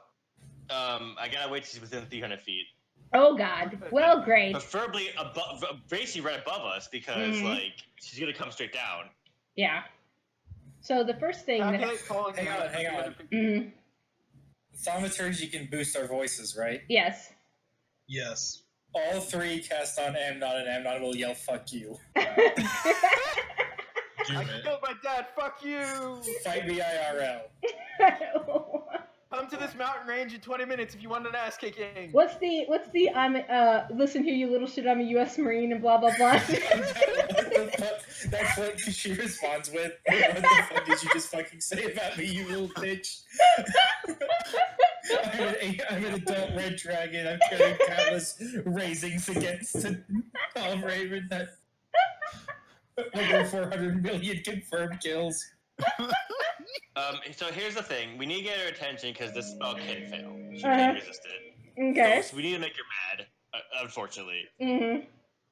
So we need to do that first. I wasn't kidding. I think I should just project my voice loud enough to get to her and tell her to fight us. Yeah. Lennox typically has gone off and hid in the bushes. So the as you guys are doing this, right here, the head of the Red Dragon's nephew just appears as Culver teleports it in. Thanks, Culver. Yeah. He's really putting in the work. I know you all hate him, and he really is the worst NPC I've made. Put that on the ballista. Put it on the ballista. Are you going to shoot her nephew's own head at her? Because that's just such a power move. That will make her mad. Do it. We have to do it. Oh my god. Hit her. Pelagia, cast Light in the Head. Make sure she sees it. I'm definitely doing that. Is my bonus like 7 or something? Yeah, it's +7 to hit. It's dark, but don't worry about it. Oh yeah, I think that hits. Let me check her stats, but I'm pretty sure that hits. Hold on. AC of 19. It matches. AC of 19, so it hits. Dragon. Yep. AC 19, you hit. I have as much AC as a dragon? Yeah, it's a big deal. It hits. It shouldn't, because she really should have buffed before this, but she wasn't really expecting you guys to be waiting out here. She wasn't expecting the head of her nephew to she come definitely was by. not. This was not something that anybody could have predicted. Definitely not me. So you hit her with the head of her nephew. Go ahead and roll 5d10 damage, because that's the thing that this ballista also does. I feared it would be blunted because of the head. Oh yeah, it's true. Go ahead and roll 5d10 damage. No, it's 5d10 emotional damage. And quiet dragons have emotions. Okay. Dang. Yeah. Greed is an emotion. I'll deal with that. So I'm gonna need dexterity saves from all of you. DC 19 dexterity saves. Oh, hold on. I chug my potion. I chug it. You see the fireball? Just. Oh god. Oh dear. Okay. Well, it still goes hold on. That's only a. The fire breath is a 60-foot cone, so you gotta get close to do that. Oh wait, no, she threw a fireball, didn't she? Yeah, she threw a fireball. She threw a fireball. Oh god. Oh yeah, I chugged the potion and then just tank it. Okay. Don't stand. Don't stand next to me and just chug it. Don't stand. Don't stand. Don't stand so close to me. Sorry, go on. Dexterity save, yes. Yes, dexterity save, please. Lennox is fine. Right. He doesn't take any damage. Sorry, I'm just double checking to make sure that. Yep. I think Fireball is 120 feet. 8d6. 1d6 for every slot above third, so 4, 5th, so it's 8, 9. So it's 10d6. Okay. Oh. Yeesh. Mm. All right. So is this one where we take half if we pass? Yeah, this is if you take half if you pass. So each hit. So half of take, half. Take 30 damage. Nope, she has fire resistance. Divided by 2. Well, half of that, yeah, and then half of half, yeah. By 2. Amnon, you have the Ring of Evasion. It works like a Ring of Evasion is supposed to work. You managed to save. So you take none. Lennox, same. Nice. Pelagia, you take half of 30. As a fireball blows up in your face. half of 30. Yeah. No. She only takes half because she did not make the save. Oh, that's right. Yeah. Bree, you haven't rolled. I'm immune to fire because it's potion. Yeah, Bree's immune to fire. It was very hard to make. It tastes terrible. Bree is immune to fire and on fire. I'm on fire right now. Okay, it's the dragon is now within range, for you to hit her with Earthbind. Alright, I'll be cast it, but like she can just resist it. That's unfortunate. She won't, but that's unfortunate. Well, I mean, let's do She can choose to be like, I don't want to, but she's saving. She wants to save. I want her to save those for when you do things. Oh, it's a strength saving throw? Oh no! Oh god! Oh dear! Oh no! It's +8. Yeah, their dragons are decent at strength. Don't worry about it. Their best, it's a 50-50 chance, then I guess. We'll see. I mean, I roll bad. Please. Ah, fuck. Nope. But she knows. But she knows no, that I think she would just know she resisted something. Yeah. She knows. No, she would know. She knows that she resisted something, and she's furious. So even though you didn't hit her with the spell, she's still coming down to fuck you guys up. In fact, you can hear her like being like, those. You can actually hear her screaming at this point, shrieking, like, "You motherfuckers! you fucked up! You fucked up!" She's here. This is how much you fucked up. Well, that's I rolled real well. Those are some good initiatives. Damn it, Jeffner didn't say the thing. I failed. Pelagia. What? Initiative. Yeah, roll initiative. Oh, yeah, I forgot that we hadn't rolled that yet. Wow, we all did really great. Jeez. Holy shit. Pelagia has never gone first before. He's still not going first. I'm going first. No, when you roll a natural 20, you always go first. Oh. What do I do?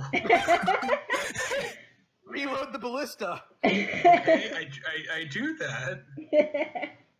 Okay, fire and reload the same turn. I don't remember how this works. You cannot fire and reload on the same turn. That's too OP. Hold on. Do you have any buffs for us? Is that using my movement or is that my action? Loading the ballista is a move action. Firing the ballista is a fire action. Is an attack action. So I can't do both. But I still can't. You can do both, but but you can only you can. But once a turn, basically, fire the ballista. Okay. Do you guys? How did the ballista? Wait, Jenny. How did the ballista fare on that fireball? Oh dear, it's on fire, but it's still. You probably got one more use out of it before it is very not okay anymore. Okay, then I'm gonna just go ahead and use them. Okay, go ahead and roll the hit.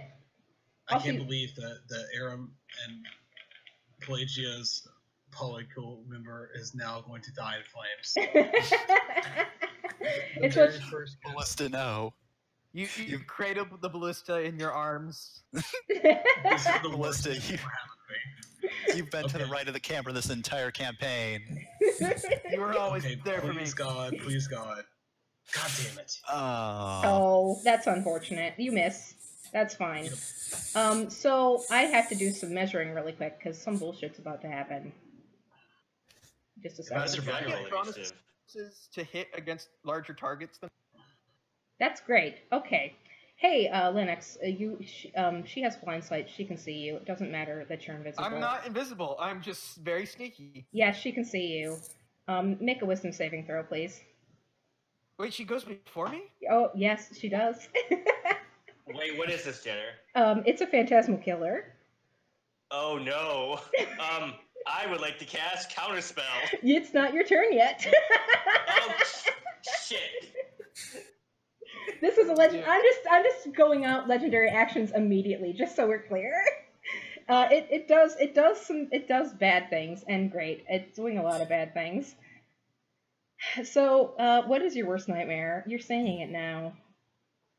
A illusionary manifestation of your deepest fears, visible only to you. And you are and you are frightened now. Isn't this more or less what happened at the end of Ryutama? Kind of. No, I mean, yeah, I passed out in the like the second round of combat in Ryutama and went into my own nightmare hellscape for the duration of combat. So you take 31 psychic damage. As whatever your deepest fear is, feel free to tell the class. It manifests in front of you. It would probably be the death of his family. Aw, yeah. You see, like, your wife is there now, and also she's dead and dying. This is your fault. And it's your fault. I was gonna suggest the dean saying you didn't get tenure. He's not that shallow. That's off in the background. So you take 31 psychic damage as a legendary action has happened, and now it is your turn. That's a legendary action. That's not her turn. Though, it's not her turn. It's just a legendary action. I think a spell takes a spell take up two would take up two of hers. Hit other one, so he has one more for the round. Yeah. So it's Hey, what does Mage Killer do? Mage Slayer gives me. When you're right next to them, you can stop them from doing spells. Oh. We'll get to that point soon. So There's other stuff like it messes with their concentration if you hit them. Yeah. What does Frighten do again? You cannot approach.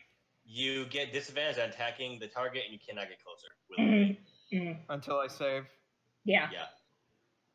Oh shit! I forgot their fear radius. Bad news, everybody. Does she land? Is this your turn? She's here now, and she's in range. It's 120 fucking feet. Well, no, that only happens when she does her multi attack. Okay. Okay. Okay. All right, it's not happening. It hasn't happened yet, so you're not double afraid. You're not afraid times two. But you are seeing your wife dying in front of you. That's rude. That's fucked up. All right, whose turn is it? It's Lennox's turn. Yep. Do I get to make a save at the beginning or end of my turn? End of your turn. And I get disadvantage on attacks against. Well, wait, I get advantages against attacks against targets that have not gone in the combat yet. So, technically, she hasn't. That was only a legendary action, so I guess it cancels out to just a regular attack on her. Well, I'm going to steal my resolve, shed a single tear, and shoot the bitch. Okay, she's been shot. You do your damage.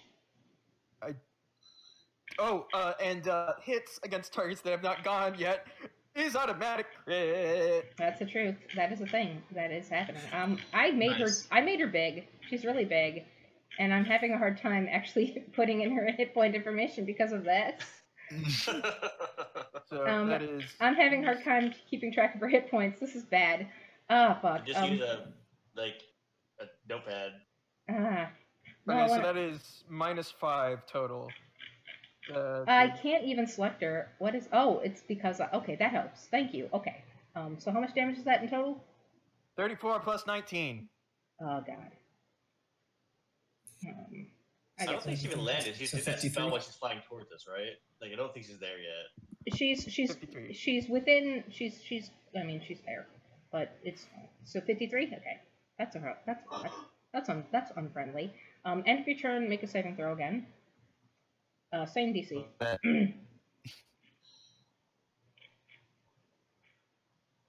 Nope. Ah, it's even worse. Take 26 damage. Your wife is still dying. It keeps doing damage? Yep, it keeps doing it until they save successfully, and then the spell ends. Oh my god. And I could have cast it at a higher level and actually done more damage, but I didn't. I'm okay. Surprised you didn't hit me with that because I have the really easy fear. Yeah, but you don't do immense damage. She knows Lennox does a lot of damage, and she does not want to deal with that. That is not high on her list of things that she wants. Bree, it's your turn. I'm sorry, Amnon doesn't do massive damage. All right.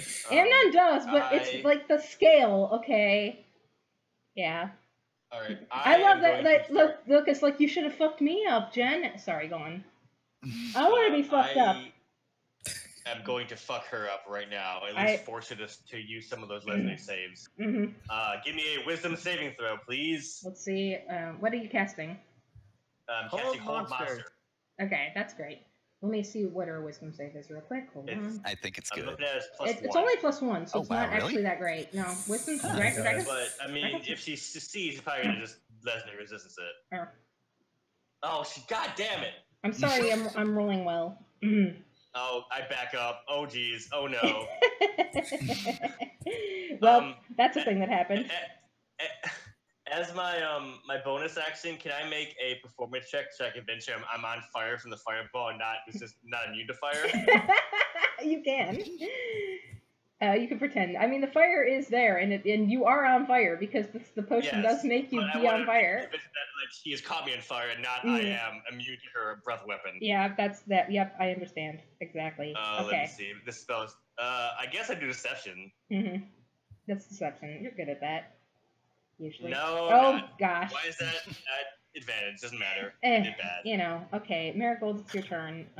She doesn't do her legendary action at this point. I'm waiting for after your turn to do a legendary action. Don't worry about it. It's your turn, Marigold. Oh boy. There's a dragon. She big. I'm sad. Right. Fefner didn't say the thing, and I have failed. Anyway. Oh, I see. That's what you wanted me to say. So, Say what? on one hand, I'm just waiting. My whole goal in making her this big was for Fefner to say, "Oh Lord, she's coming," and Fefner didn't say it. Sorry, come. Anyway. So technically, Lightning Lure doesn't say that there's any size limit, but at the same time, I don't want to use Lightning Lure only for the dragon to just say, nah. So I think I'm just going to do a normal attack. Okay. All right. You can get up to her. She's there. She's big. She's huge. I mean, we've established. I keep saying it. It hasn't changed. All right. That hits. 27. Wow, both hits. Yep, good job. Okay, 8 damage. That sucks. There we go. 15 damage. So 23 damage. Could be better, but. So yeah, Marigold just runs up and stabs the dragon in the cheeks. She gets stabbed. Don't go by the mouth. That's the dangerous part. Yeah, she's all she really keeps saying is, "You fucked up. You fucked up." And she stabs you with her tail. So I have to look at her tail attack. Is that a reaction? Yeah, that's her legendary action. Tails plus 14 to hit. Jesus. Okay. Yowza. Roll on. Great. Amazing. Yeah, she wouldn't hit you on like a 1 through 6, I think. Oh God. Well, that hits. I mean, it's like I said. At this point, this dragon is kind of immune to my bad rolling. It's a 2d8 plus 8 damage. Okay, it's not bad.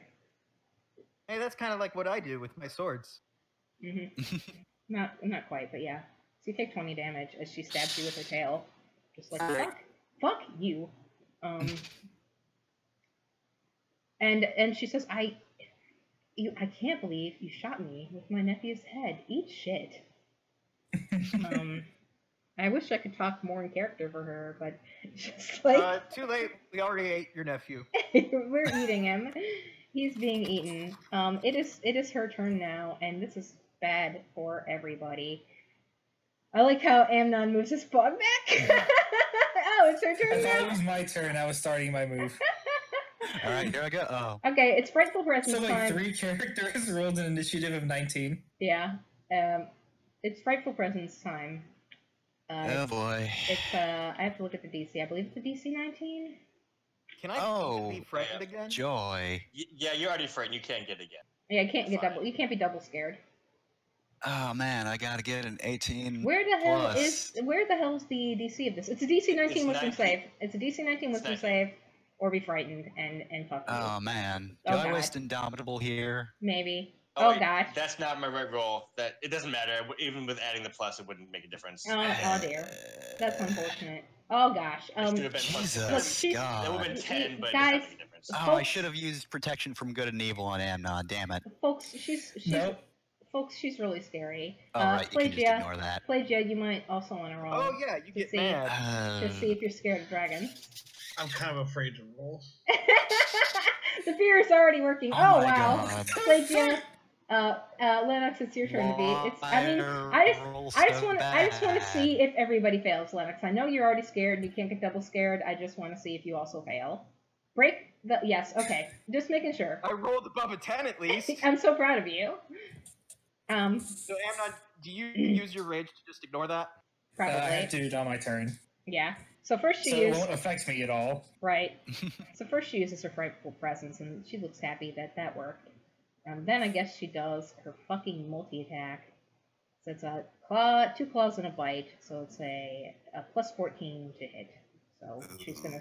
And it doesn't say she has to. Originally in original D&D, you had to focus on just one person, but it doesn't say she has to do that anymore. So the first claw's going for Amnon, but it misses because I rolled a 1.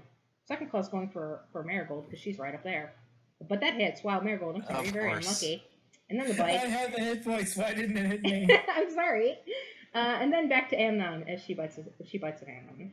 Actually, can she reach Lennox? No, she can't. Lennox is just out of range, so she'll bite at Amnon. Hooray! That misses. So she misses Amnon twice, but she hits. Wait, she hits. Thanks, dice. Thanks, dice. Thanks, Obama. Marigold's still like. Wait, she hit me? No, No, she hits Marigold. Sorry. Yep. I'm sorry, Marigold. Please don't die. Your girlfriend would be so sad. I gotta look again. Sorry, I have to look at this.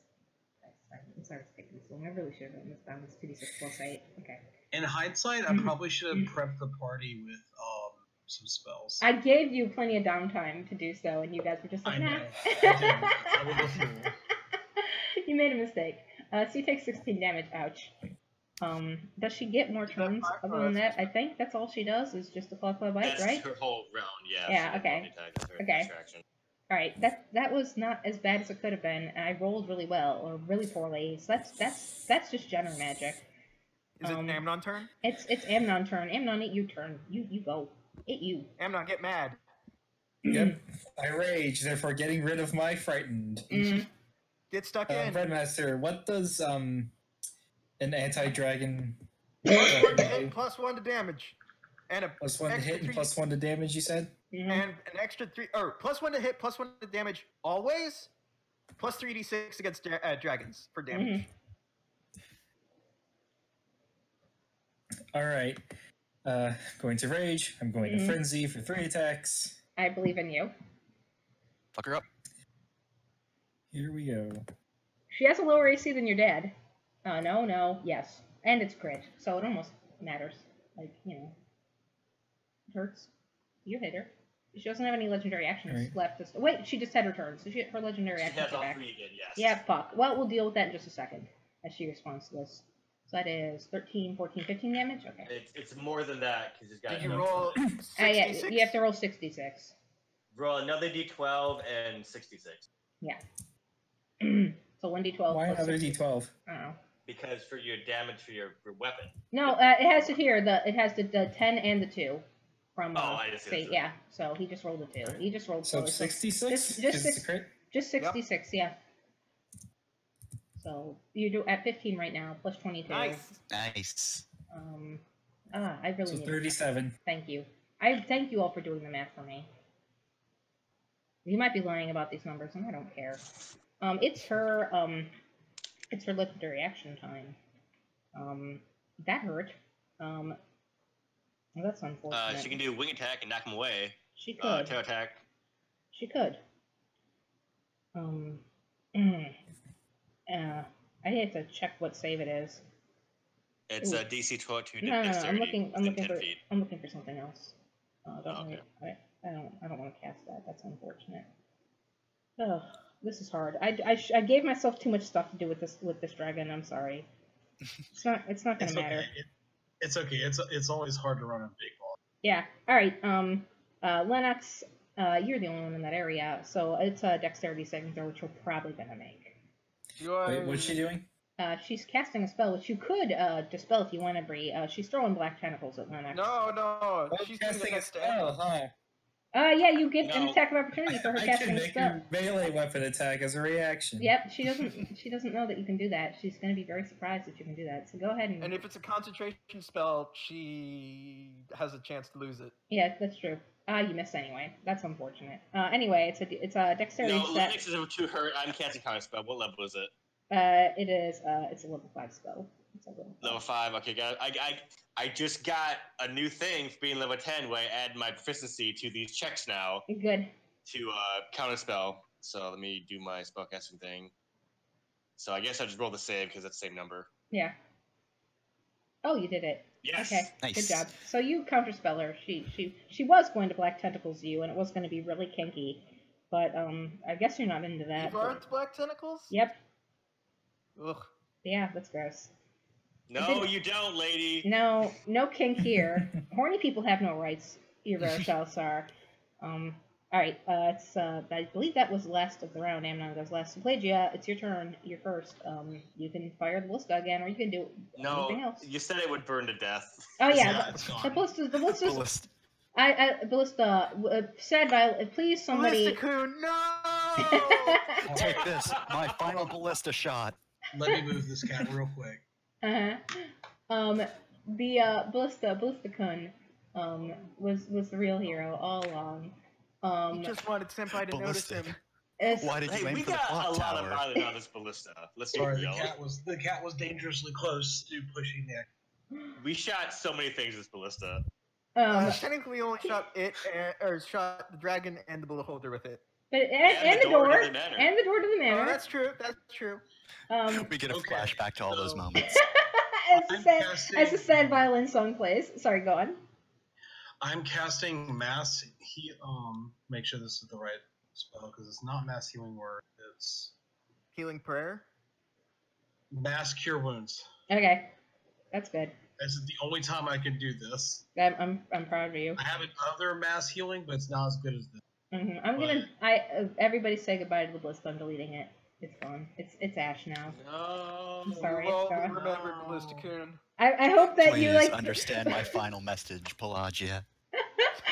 please build a Emerald statue. Ballista splash. Please build a statue of the Ballista in Elmraven. Anyway, in memory, in loving memory. Anyway, go on. Okay, actually, I think we're gonna do. I think I'm actually gonna use shit. Which one needs to be better?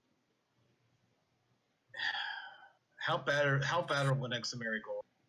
I'm at 39 HP. That's I mean, not great. It's not great. Lennox is very hurt and probably If I fail that save again, how much damage would I take? a lot. It's 40-10, and it could be more, but I was being nice. That could easily knock me out. Yeah. I could always bonus action a heal. Mm-hmm. Hold I don't on, have Jenner. That is a concentration spell. Oh, Checks she has to make and some concentration checks? Okay. Well, she has been hit. When Marigold hit her, It'll be a hard one too because Amnon did a big hit. Yeah, that's true. All right. Well, Yeah, hold up. When I damage a creature that's concentrating a spell, they have disadvantage on the saving throw it makes to maintain its concentration. you might not have to worry about this, Lennox, because it might be over. Let's see. So Marigold didn't hit her for too hard.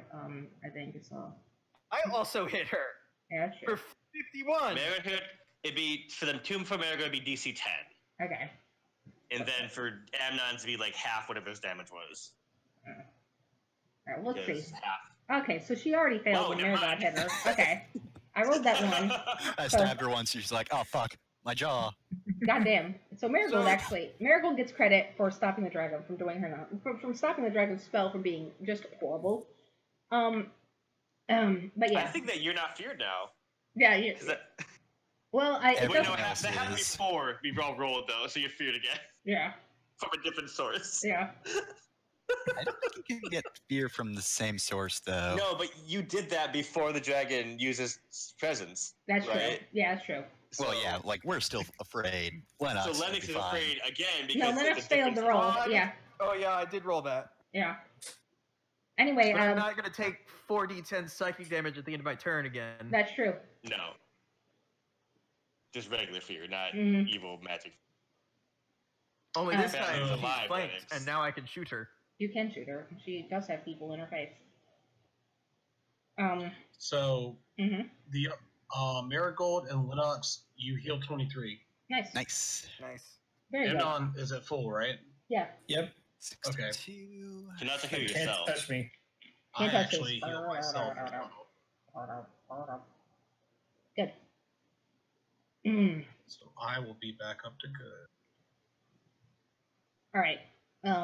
Whose turn was that? That was Plagia's turn. Okay, responding to Plagia's turn, the dragon will do a wing attack.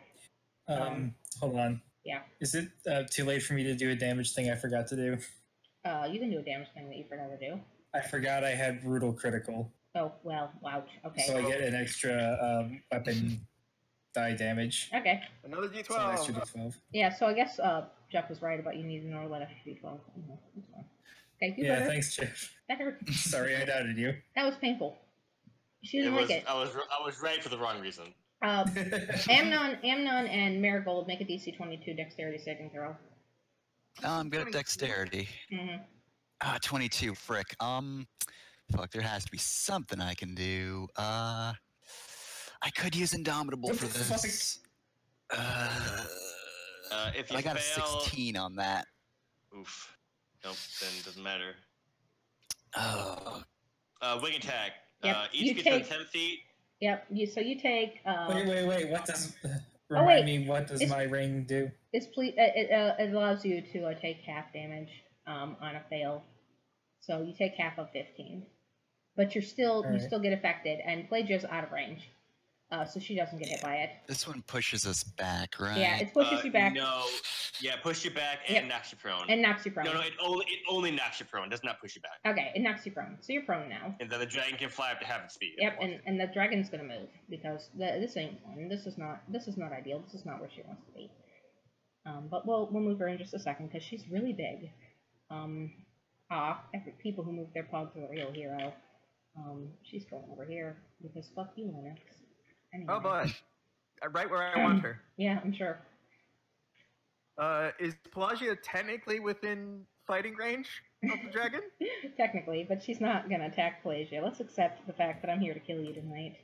No, I need to know if she's flanking or not. Oh no, Pelagia is not in a flanking place. Unfortunately. Damn, I can't do a sneak attack then, unless...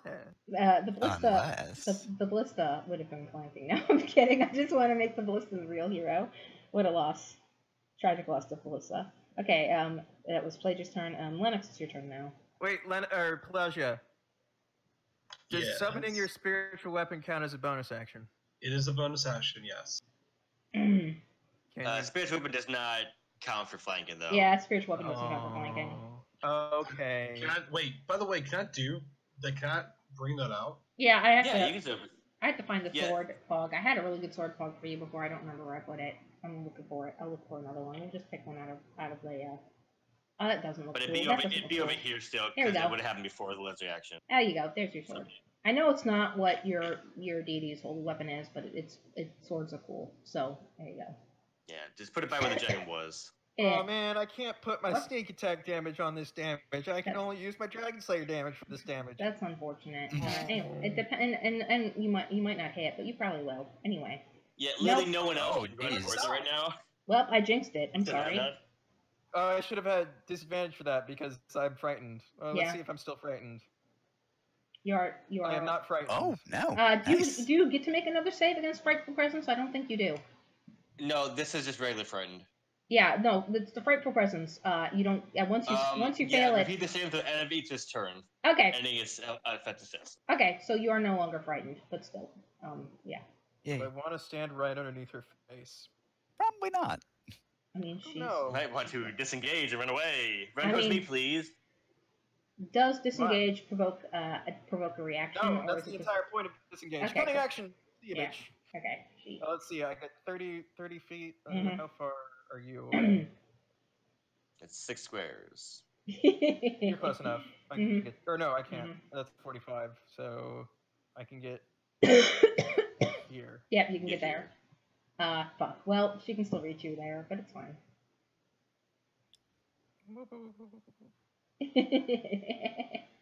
Bree, do you have a thing for me? Just stay near me, please. Yeah. Bree, it's your turn, and then it's the dragon's turn. All right. Let's see what spell I'm gonna fail this turn. I believe in your ability to fail the spell. Bree is frantically paging through her spell book. Mm-hmm. I am going to just go for broken and try hold monster again. Let's see if she fails it. What was her save again? I believe it's a wisdom saving throw, right? It's wisdom. So it's +1? Yeah. Alright. I want to use up her laser resistances. Yeah. And if it's not dangerous, she won't. Oh, god damn it! Jesus. Holy shit!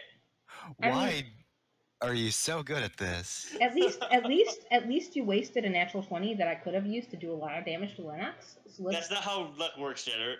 Shush. But yeah, fuck you. No. Oh man, holy moly. Bree just sits on the ground. Looks sad. Yeah, it's time to be sad, Bree. It's a sad Bree. Sad Bree hours. It's extremely powerful, and I'm going to make a wisdom saving throw now. Yeah. It's because I'm off my game. It was because I'm scared. Mm-hmm. Please. Mm-hmm.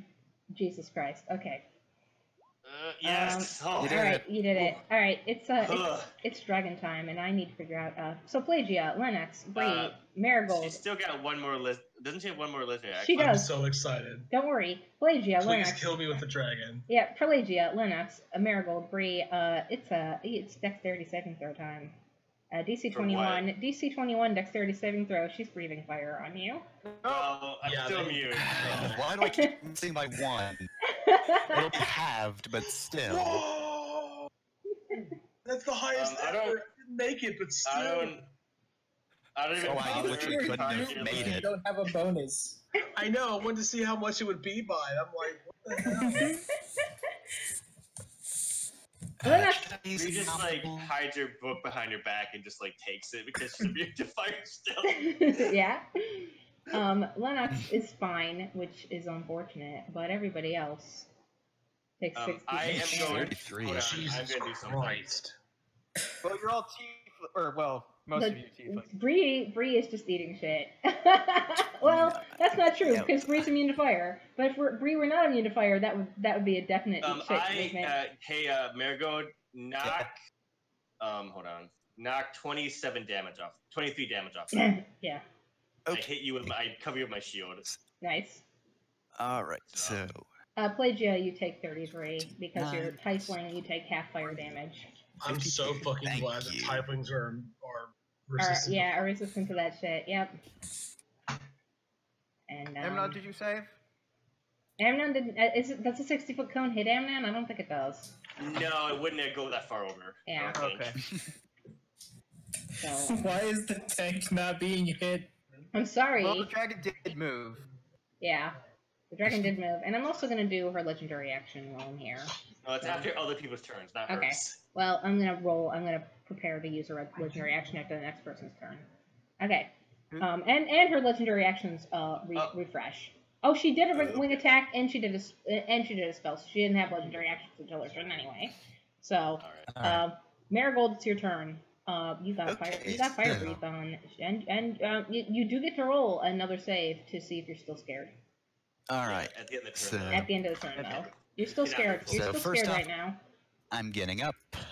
Second off, I'm going to use Ice Knife because that's got good range, and I can't approach. But she also has disadvantage on the save for this. Okay. So 16. That's a 16 to hit. Okay. I think so with a ranged spell. I always forget how spells work. Yeah, that doesn't hit. She's got a very, but it does explode in 5 feet, and she has to make a dexterity saving throw, which I have to look at. Hold on. It's +0, so that's great. She's not very good at this. Let's see. She'll roll a 20, I know. We'll see. She didn't. Yeah. So you do two. Is she? I think she's weak to cold, right? So I think you do 46 damage. She's just not. She's just It's just 2d6 damage. Sorry. So you know what I don't particularly need? Fire spell slots. I'm gonna say I cast that at level 2. So. Okay. Starts as 2d6. No, 3d6. Yep, 3 whole d6 in her. for her with love. Not bad for a turn where I otherwise wouldn't have done damage. I'm moving her, but I'm moving her back in just a second. I just can't edit her. I can't edit her hit points when she's up there because she's really big. Okay, that's not where she was. There she was. Okay, that's good. Okay, that's close enough. Do you have anything else that you're gonna do this turn? Do I want to use a heal? I might as well use my bonus action. So, that's gonna be second wind, so 1d10 plus fire level heal. D10. Oh wow! Ooh, nice. Good job. Nice. We did it. All right, and I'm going to make that wisdom saving throw, which I'm gonna miss because my wisdom sucks. Yeah. Do I want to use Indomitable and just get over this? You might, because you kind of rely on 18 or better to succeed on this. I'd rather just give myself one more chance this turn than wait till the next to also fail. Nope. Fuck. Okay. Ugh, that's unfortunate. Sucks. Okay, I know. I'm sorry. Anyway, she stabs at and she hits Lennox with her tail. Does she? Yes. Oh, if she does, yes. Yeah. Yeah, that'll hit. 33 would be a pretty good AC, admittedly, but I don't think anybody has that. Yeah, I mean, if she missed, I would be like, get out of my campaign, you twink. Take 21 damage. As she spears you with her tail, and she's not a fan of you. Not a big fan. So she has reach on that? Yeah, she can reach you with it. Because she's big creatures get reach. They can hit things that are... The reach is 15 feet from her, so yeah. So, alright, Amnon, it's your turn. It's 15 foot of... It's half your movement to stand up, but after you stand up, I think you can still reach the dragon. Yep. I have a question for how fear works. If this dragon were struck with frightened, you would only get the disadvantage on attacks against me, right? Against the person who she was frightened by, yeah. All right. Well, you don't attack me, so that's not worth it. I mean, I might attack you. I just need to kill Lennox. You need to understand that I'm playing this as a GM, understanding that Lennox can do 69 damage a turn, and you also can, but Lennox is the problem right now. He doesn't have the hit points. I never do. He doesn't have the hit points. Anyway, chop that dragon in half. Yeah. Anyways, 3 attacks. Mount it. Yeah, that hits. Yes. That nice. hits. And are you doing reckless attacks? Is that what you're rolling with advantage? I forgot to turn advantage off, but you're not going to attack me, so yes. Okay. Well, then you hit twice.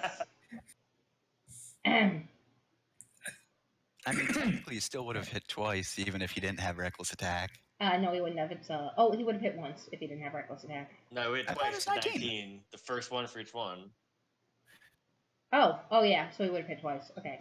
So how much is that? Plus 20, 15, so 35. 35. I need to move her down again so I can edit her hit points. I'm sorry. She's Hold really on, great. Hold on a second. I need to move over while I die. Okay. So how much is that? 25 to that. Okay. So that's... Jesus. Chop that dragon in half. It's what? So 15 plus 20, so 35 plus 25, it's 60. Wow, damn. She's not happy. I was hoping that this would be a hard fight, and that's not. I mean, look at Lennox. Yeah, I blew my whole shield a Marigold, but I probably should have okay. I've killed a dragon before. This is supposed to be hard. I'm gonna do another legendary action with her, and I'm gonna stab Lennox again with the tail. Okay. And I will. No! Goodbye, Lennox. I'm not dead yet! Fuck.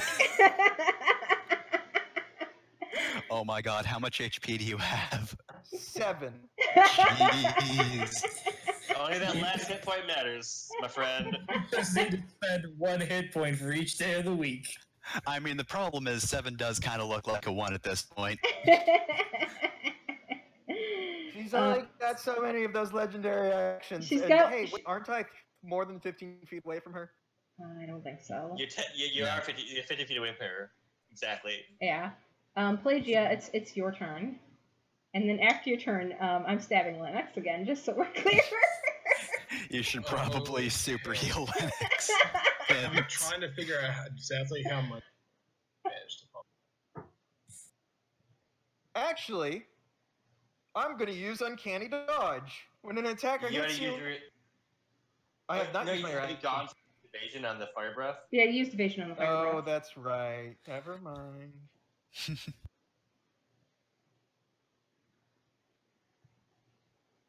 The ballista continues to smolder. Pelagia, it's your turn. You do have your your magic weapon that you can also do something with if you want. See how far it can go. Can it get in range at all? I mean, that's just the way Jenna put it. You didn't necessarily what you put it. I presume that she put it where the dragon was at the time, and that was where the dragon was at the time that she summoned it. So We're right next to the dragon. I would like. So I think it can move 30 feet. So it can get close, but it can't quite get into dragon stabbing distance. It can get about. It can actually only move 20 feet. Oh, well, Picking up Amnon. Dual wield. Yeah. Okay, so I'm actually going to targeting Lennox.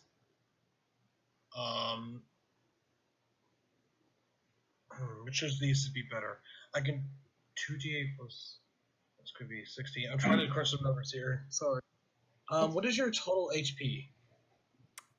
My max HP or my total HP right now? Your max. 81. Nice. Shit. Oh wait, 81. Yeah. I don't think you can max it no matter what. Okay, I have Preserve Life as a second level as an action. Present your holy symbol. Evoke healing energy that can restore number of hit points equal to 5 times your cleric level, which happens for me to be 5. Are you within 30 feet of where I was? Yeah, you're definitely there. I can heal. It cannot be more than half of its hit point maximum, so 81 that I can do 40. Mm-hmm. So you now have 40 more life. Nice. So Lennox will not die. That's unfortunate. And then the dragon attacks Lennox 3 times. I mean, dragon, you bitch! So I'm really tempted to actually attack Amnon because she'll attack at advantage and we'll probably hit him 3 times. No, I'm the bigger danger. You did do the most damage to her recently. That was a really big hit. That was a really big hit. Sneak attack now. Yeah. This fight was supposed to be harder. I'm sad. It's fine. It's really difficult, Jenner. Well, you did bring we're dying on the ground immediately. What was that? And just left her there. I did what? Because the dragons, they can go up. Yeah, that's an option. Oh, you know what? She should do that. It's 11 and 5. It's 11:15. We need to have scenes after this. Kill me. It is so Pelagia, you've healed and you can't attack with the sword, so it is legendary action time. That hits. That doesn't hit me! Yay! Alright. So it misses. So she stabs with her tail and actually misses and she looks surprised. And now it's my turn! Now it's your turn. And I get sneak attack, bitch! And sneak attack. Come here! And you're not afraid, so yeah, you can just get up to her and kill her. I guess, yep, that's the thing. Oh wow. Yeah. Hell yeah. It's over. It's over. Oh my you have the chance, dragon. Oh my god. Yes. Holy shit, it's my greatest enemy, Lennox. And shit, they're ready. Oh, it's already in there. Okay, that's everything. Wow. 30. Aren't you being unfair to Lennox, dragon? 10 minutes later, oh god, this man has chopped me in half. I mean, she was right. She knew who the threat 91. was. That 91. So how do you kill her? So how do you kill her? Well, your nephew actually put up more of a fight than you did. Oh damn! And then I cut her head off. Nice. Again, more heads off. And bathe in the blood. Yeah. Wait. Can we make this dramatic and say that was what your wife looked like in your vision of her dead was her head cut off? This is revenge. It's revenge. Lennox is just gonna kind of stand there and look down on the headless body and shiver a little bit. Also, the X is canon. That's blood. Yeah, that's fun. Yes. Pull it wide open. Yeah. It's one. Will it blend? Yes. She's Lennox will blend that thing. I'm not owned. I'm not owned. She shouts as her head comes off and she turns into a corn cob. You've done it. You killed. How much did I overkill by? She had like 36 hit points, so a lot. Okay. So sometimes one of the players just hits a crit and gets 90 fucking damage. Sometimes, yeah. I was the biggest threat. Yeah, I knew you were. I mean, he was rolling 8d6 for his basic attack. Yeah, it was ridiculous. For his sneak attack, plus yeah, the fucking dice. It's bad. Anyway, she's dead. You've done it. I would like to just call to attention the fact that, like, before that happened, Lennox did just dodge and attack, so yeah, just fucking like swipe with a tail, and then he went in. Yeah, he's that like, was the parry counter Zandatsu. Yeah. So I mean, her body sags into the mountains. Her head. It takes a bit. It actually takes a bit of sawing to get her head off. I sit down and I have to regain a spell to like we teleport back, so it's taking me half an hour. Okay. Bree, would you mind sending this first as Lennox drags the head over to the circle? I can only teleport once, so we can just all get in there, and it'll okay. I'll probably keep his mouth open. Mm. And while sending the dragon's head over would be an obvious message, we don't want to, frighten them into thinking that one of us died. Mm-hmm. I get one spell back. You did it. One of us did die. We lost a comrade. Somebody. I'm legitimately really sad about losing that. I feel like it was my friend. I put a blood-soaked hand on Pelagia's shoulder. It's all right. We can rebuild him. It'll never be the same. I know. Is Pelagia like clutching what's left of the ballista to her chest? We all stand around just the broken, smoldering pile of wood. It brought me so much happiness. I can't believe this. It was the greatest lover I had ever known. You guys He's in a better place now. You guys would not have done this for an NPC, and I'm mad. Anyway. We never let NPCs this close to big battles. True. Yeah, we consistently aggressively made sure that NPCs never get anywhere near the thing. The closest that we got was when Shay was fighting the Beholder with you. Yeah, that was. We were all fucking nervous about it. I could have killed her. I think you cast Protect from Death on her. Yeah, you guys were like, "That's not happening. We're not being sad today." No, I refuse. Yeah, no. Oh my god! Really? Aram shows up to play us.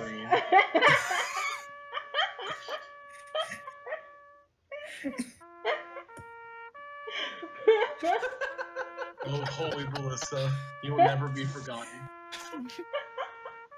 Worm Slayer. Alright, there. It played. I'm done. That's what I wanted to happen. You know how never that statue of a miniature giant space hamster? We're gonna have a statue of our ballista. I told you. I asked you earlier to please build a statue of the ballista, and I'm right there. Alright, what happens next? Alright, We've done our jokes. What happens next? Alright, I teleport everyone back. We all cram into the teleport circle with the head, and we just all teleport back. Yeah, you do. You teleport back to Omraven. Where do you go from here? You teleport back to the meeting room in the. Well, it has to be the existing circle somewhere. Yeah. So basically, you teleport back into the mayor's manor, in the meeting room, where Vipul and Elvani is now here, as she was doing whatever, are basically sitting, in the room, like looking tense. Skyla's also there, and she is drunk. So you guys appear in that room. Oh, it makes a portal, it makes a portal that lasts for like a couple of seconds, so we just throw the head through, and then I'll pile in behind it. Mm-hmm. So the head. Ladies and gentlemen, you'll never believe it. Lennox killed another dragon. The head comes popping out first, and so they're relieved and the head is very big. It takes up a lot of space. This room is not very big, so you basically have to squeeze in around a giant dragon head now. As dominating. Maybe I should do this outside. I mean, there's no other way for you to get the head back to town other than slinging it through this portal. Well, you could have put a circle outside. You could just draw one. Yeah. Someone could have done that. Yeah, it's too late now. We needed to make an entrance. I'm sure that Culver or somebody can teleport it from inside this room out to the town, because there's no way you're getting it through the door.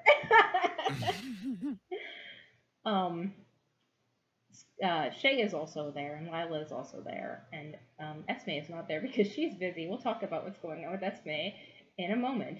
So you guys teleport in, and Albani is actually like resting her hand on Shay's shoulder and like talking quietly to her. And Shay doesn't Shay looks stressed, but it's not like she has absolute faith in Marigold's ability to kill a dragon, so it's fine.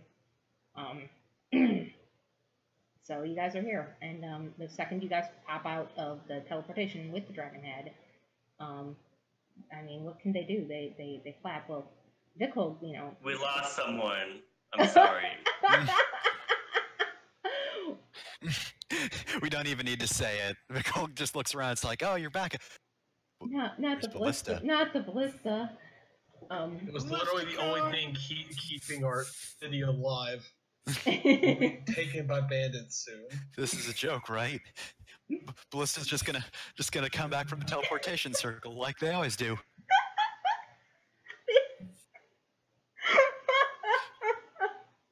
Okay, Shay like rushes across, bolts the table and embraces Marigold and Amnon. Crying a little, not a little, a whole lot. Ugly cries. Aram is there, and he's trying to be cool about it, but he's clapping. Congratulations. Uris is not there because she's a secret. But she's there in spirit. Oh, no. You know who is there? Mm-hmm. Sankus. Sankus is there. Your daughter is there. No one knows who she is, though. Yeah, she's just this random person who showed up. Who is the sassy lost child? Yeah. Sankus is like 20, so... Sankus is there. I think she takes more from Lennox than Urist. She's taller than Urist. Yeah. That's not hard. Urist is very weak. Sankus is pretty chill. He just kind of waves at Lennox like, Dad murders things. That's just what Dad does. She hands him a thermos of coffee. Yeah. Thank you, dear. So,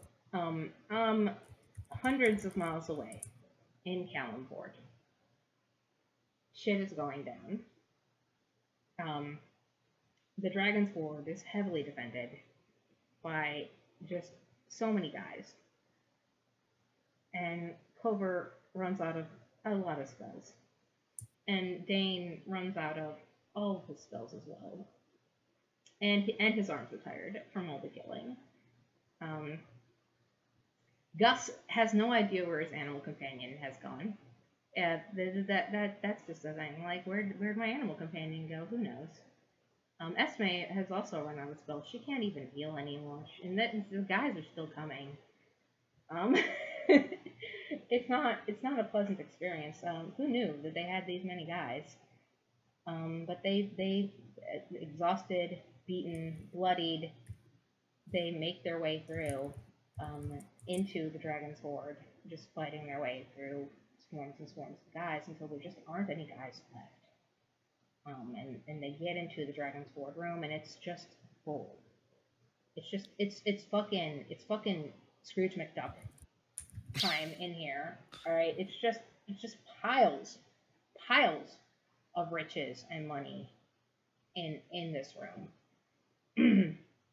And like the hardest thing is making sure that other people don't come in and like try and fuck with them after they've done all the work, because people are dicks.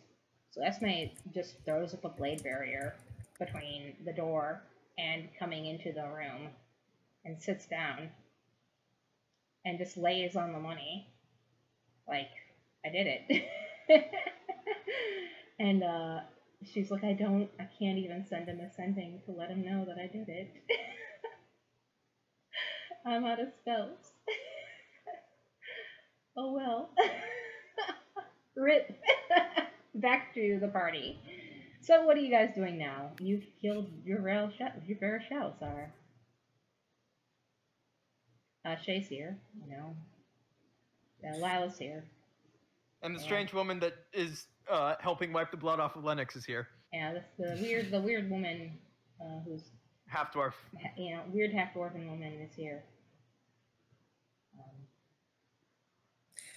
I didn't think much beyond killing the dragon, so I don't know what I'm gonna do. I mean, your girlfriend is MIA. That's a thing.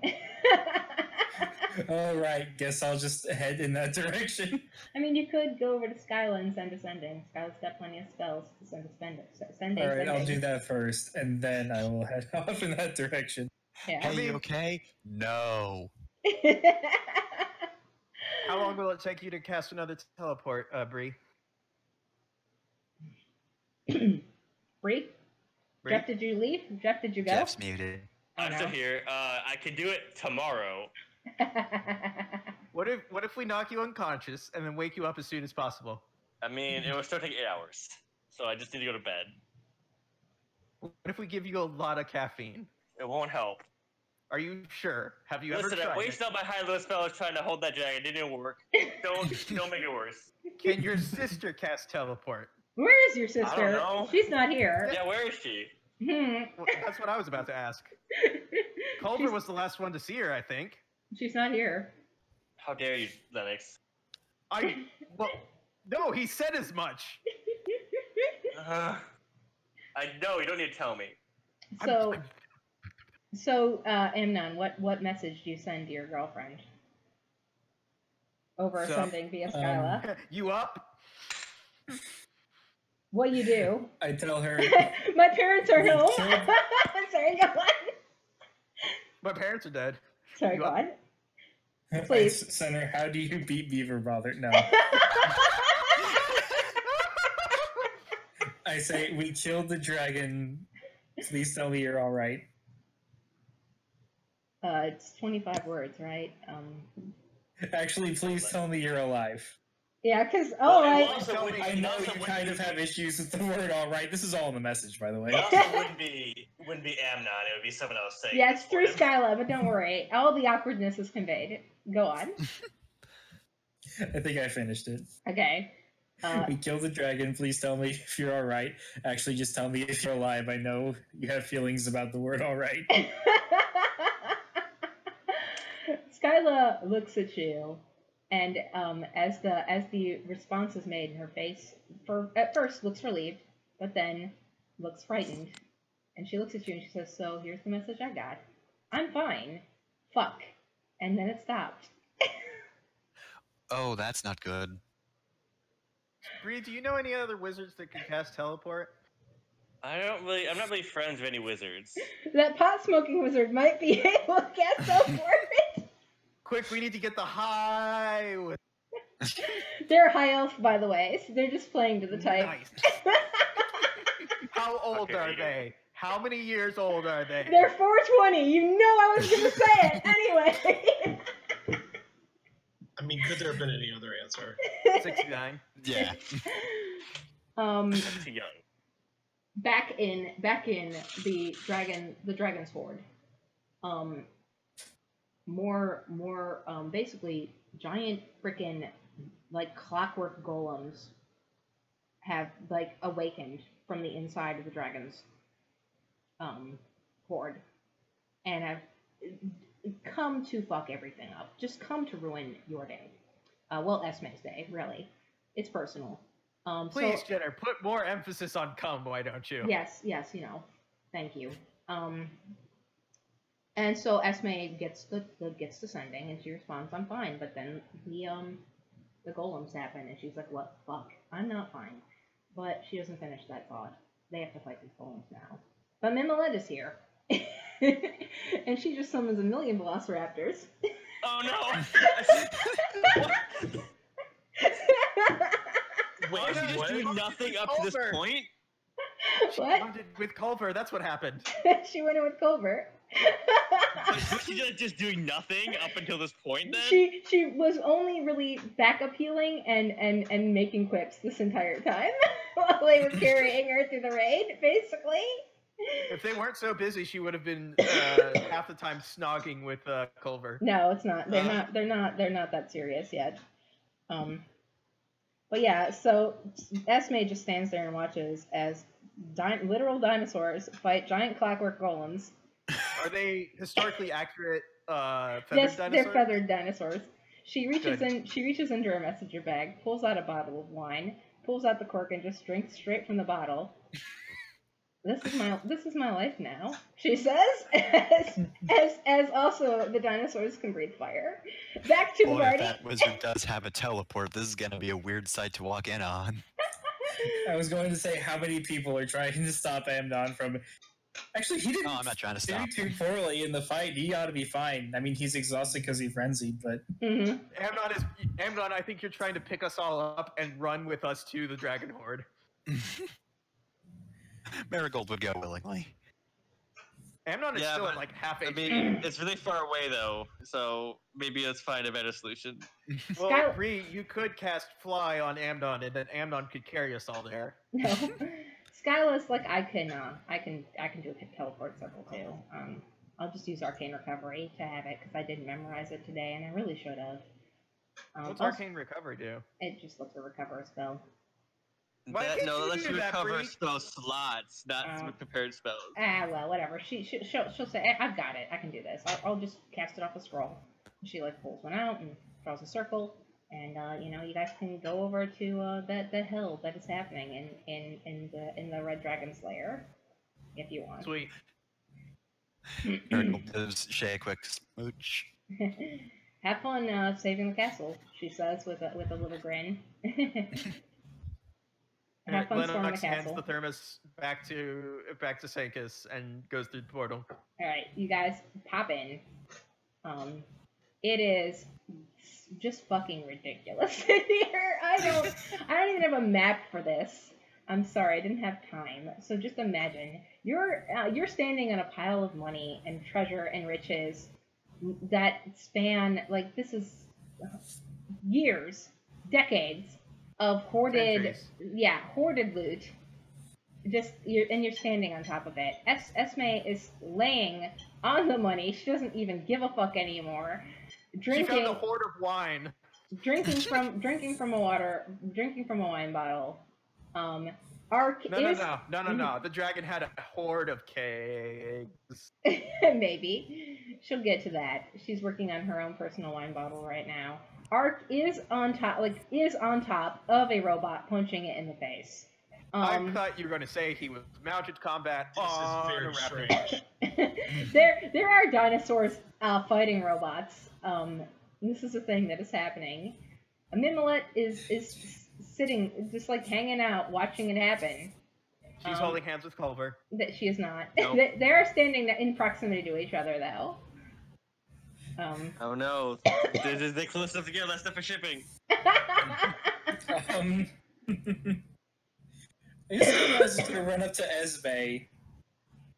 Just sort of body slam, hug her. So, are we on the raptor side or the robot side? Esme looks up at you, and like for a moment, there's an expression of disbelief on her face. Like there's no way. How did you get here so fast? There's no way you're actually here. This wine is gone bad. I am hallucinating. How drunk am I? She asks aloud. No, I'm here. I gently grab her hand. Oh. Kiss the girl. Give her a kiss. She laughs. She's drunk. She laughs a lot. Yeah, consent is weird at this point. She's at that state of drunk. I don't want to do too much without her initiating. Yeah. Then she kisses you, I might want to calm down a bit.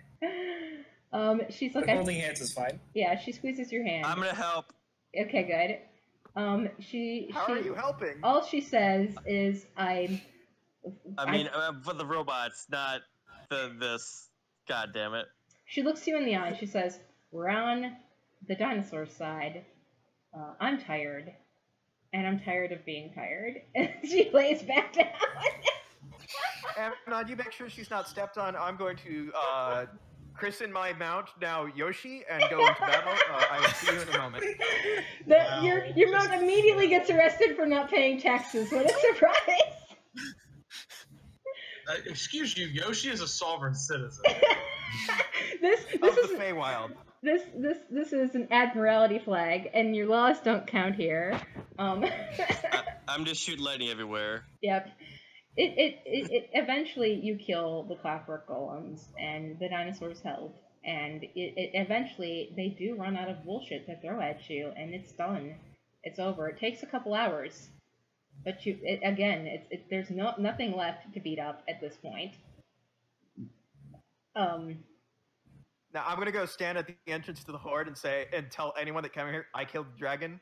Fuck off. There's a blade barrier between. I'm gonna stand behind the blade barrier and scare daggers at everyone on the other side of it. Yeah, you can see through the blade barrier and glare at them. Daggers and somebody playing a dagger. There are a handful of people on the other side of the blade barrier looking in. Did any of you kill the dragon? No, I thought not, because I was. It wasn't you. You're not responsible for this. Get the fuck out. No, he did it. He cut off the dragon's head. I watched him do it. Sounds legit. Yeah.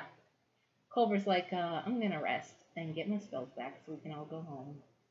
And that's me. It's like, does he rest his head on Mimilep's lap? Yeah, he I don't think. How are we gonna How are we gonna get all this gold with us? Like, we don't have a bag of holding. There's one in the horde, I bet. There's probably a couple in the horde. Well, I guess shoveling, I guess. When you ask this question, Esme's like, that's of course Albani didn't think all this through. That's lovely. I mean, we literally just shot the dragon with a ballista affixed with the head of her nephew, and then just sort of winged it. Alright, what the hell, step 2? Stab it more. Stab it a lot. So they're just resting here. Eventually, the blade barrier will end because it has a time. I think it takes a concentration. And then the blade barrier named Lennox is standing there. Yeah, but Lennox is there, and the raptors are still there. So I don't know how long they last, but they're still there. They're hanging out. Because what else are they gonna do? And so Culver rests. And he teleports. I mean, so what do we do about this money? Like, how do we protect? Like, make sure that somebody else doesn't come in here and grab this money. We seal it from the inside, and then just make sure there's an inscribed teleport circle inside the horde that we can access. Put up some wards to prevent anyone else from teleporting in. Well, like, Ark and Dane are talking quietly to one another, and Esme is. Do you still have contact with those kobolds? Dane's like, yeah, of course I do. They're doing great. Do you think that they could, set up camp on top of the horde and make sure no one comes in? We have to get him here. I'm sure Culver could manage it, but definitely. But they're just kobolds. I mean, they're more experienced at, sealing off entrances and making secret ones, right? That's true. I'll bring them in. And Ark is like, yeah, I mean, I've always wanted to run a city. So on top of a pile of gold? On top of a pile of gold. I'll stay here and call dibs, I guess. Anything that threatens it? It's basically, fuck anything up that tries to take it. What are you going to name this city? It's Kellenport. I'm not renaming it. Oh, no, I thought you were going to establish a new city on top of this horde. Oh, that would be great. This is, I don't know. That's a hard question. I wasn't prepared. I'm gonna cast sending and ask her what to do with all the fucking money. Alright, the new name of the city is I don't know what to do with all this fucking money. It's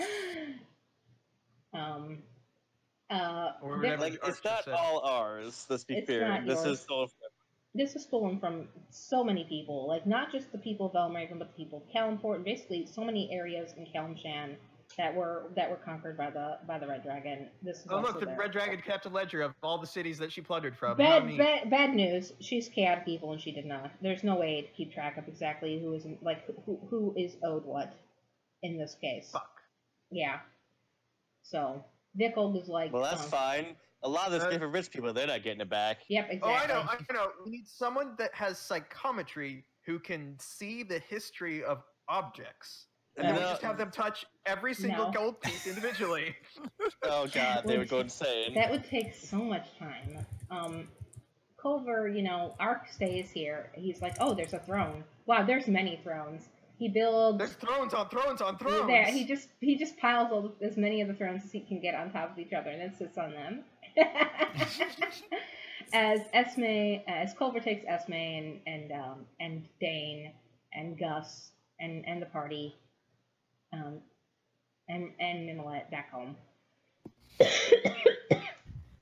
You pop in outside of the manor at this point. The head is outside now too, as Kyla has moved it out there. It's in the center of the town right now. We're pretty much at the end of the session. Do you want to establish what happened in that scene where Marigold talks to Shay real quick before we end the session? I think it was probably just, I don't think they would have said anything outside of just, like good luck and all that and come home safe, that sort of thing. Mm-hmm.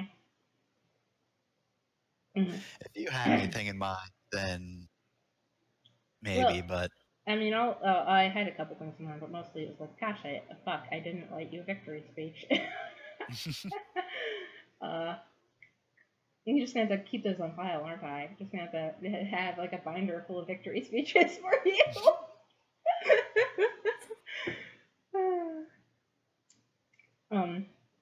Take care of yourself. I'm going to miss you.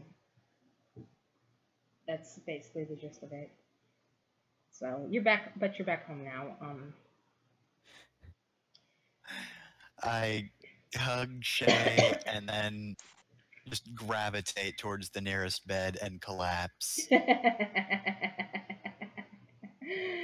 Yeah, that's good. Yeah, you guys are basically free to crash in the manor. The rooms are very, very nice. The beds are very, very comfortable. And you guys can just crash in bed, and it's fine. Mimolette and Culver get separate rooms. They are not fucking. It's not that serious. Yet. She's just using him for free food because she's hungry. So, I guess that's the end of. I mean, it's past 11:30. So my question for you guys is: do you want to do one more session where we just kind of close out and do like epilogues for our characters? Yes. You guys, okay, we'll do that. So next game will be last game. You guys have a week to think of how you're going to close out your character story arcs. What are we going to do after that then? A Dragon Ball Z. Well, Alice needs a character. Yeah. Yep, we've established this before. Yeah, we'll help her build one. Alice, get a Fate accelerated character sheet and make your Dragon Ball OC. Okay, I will do what I can.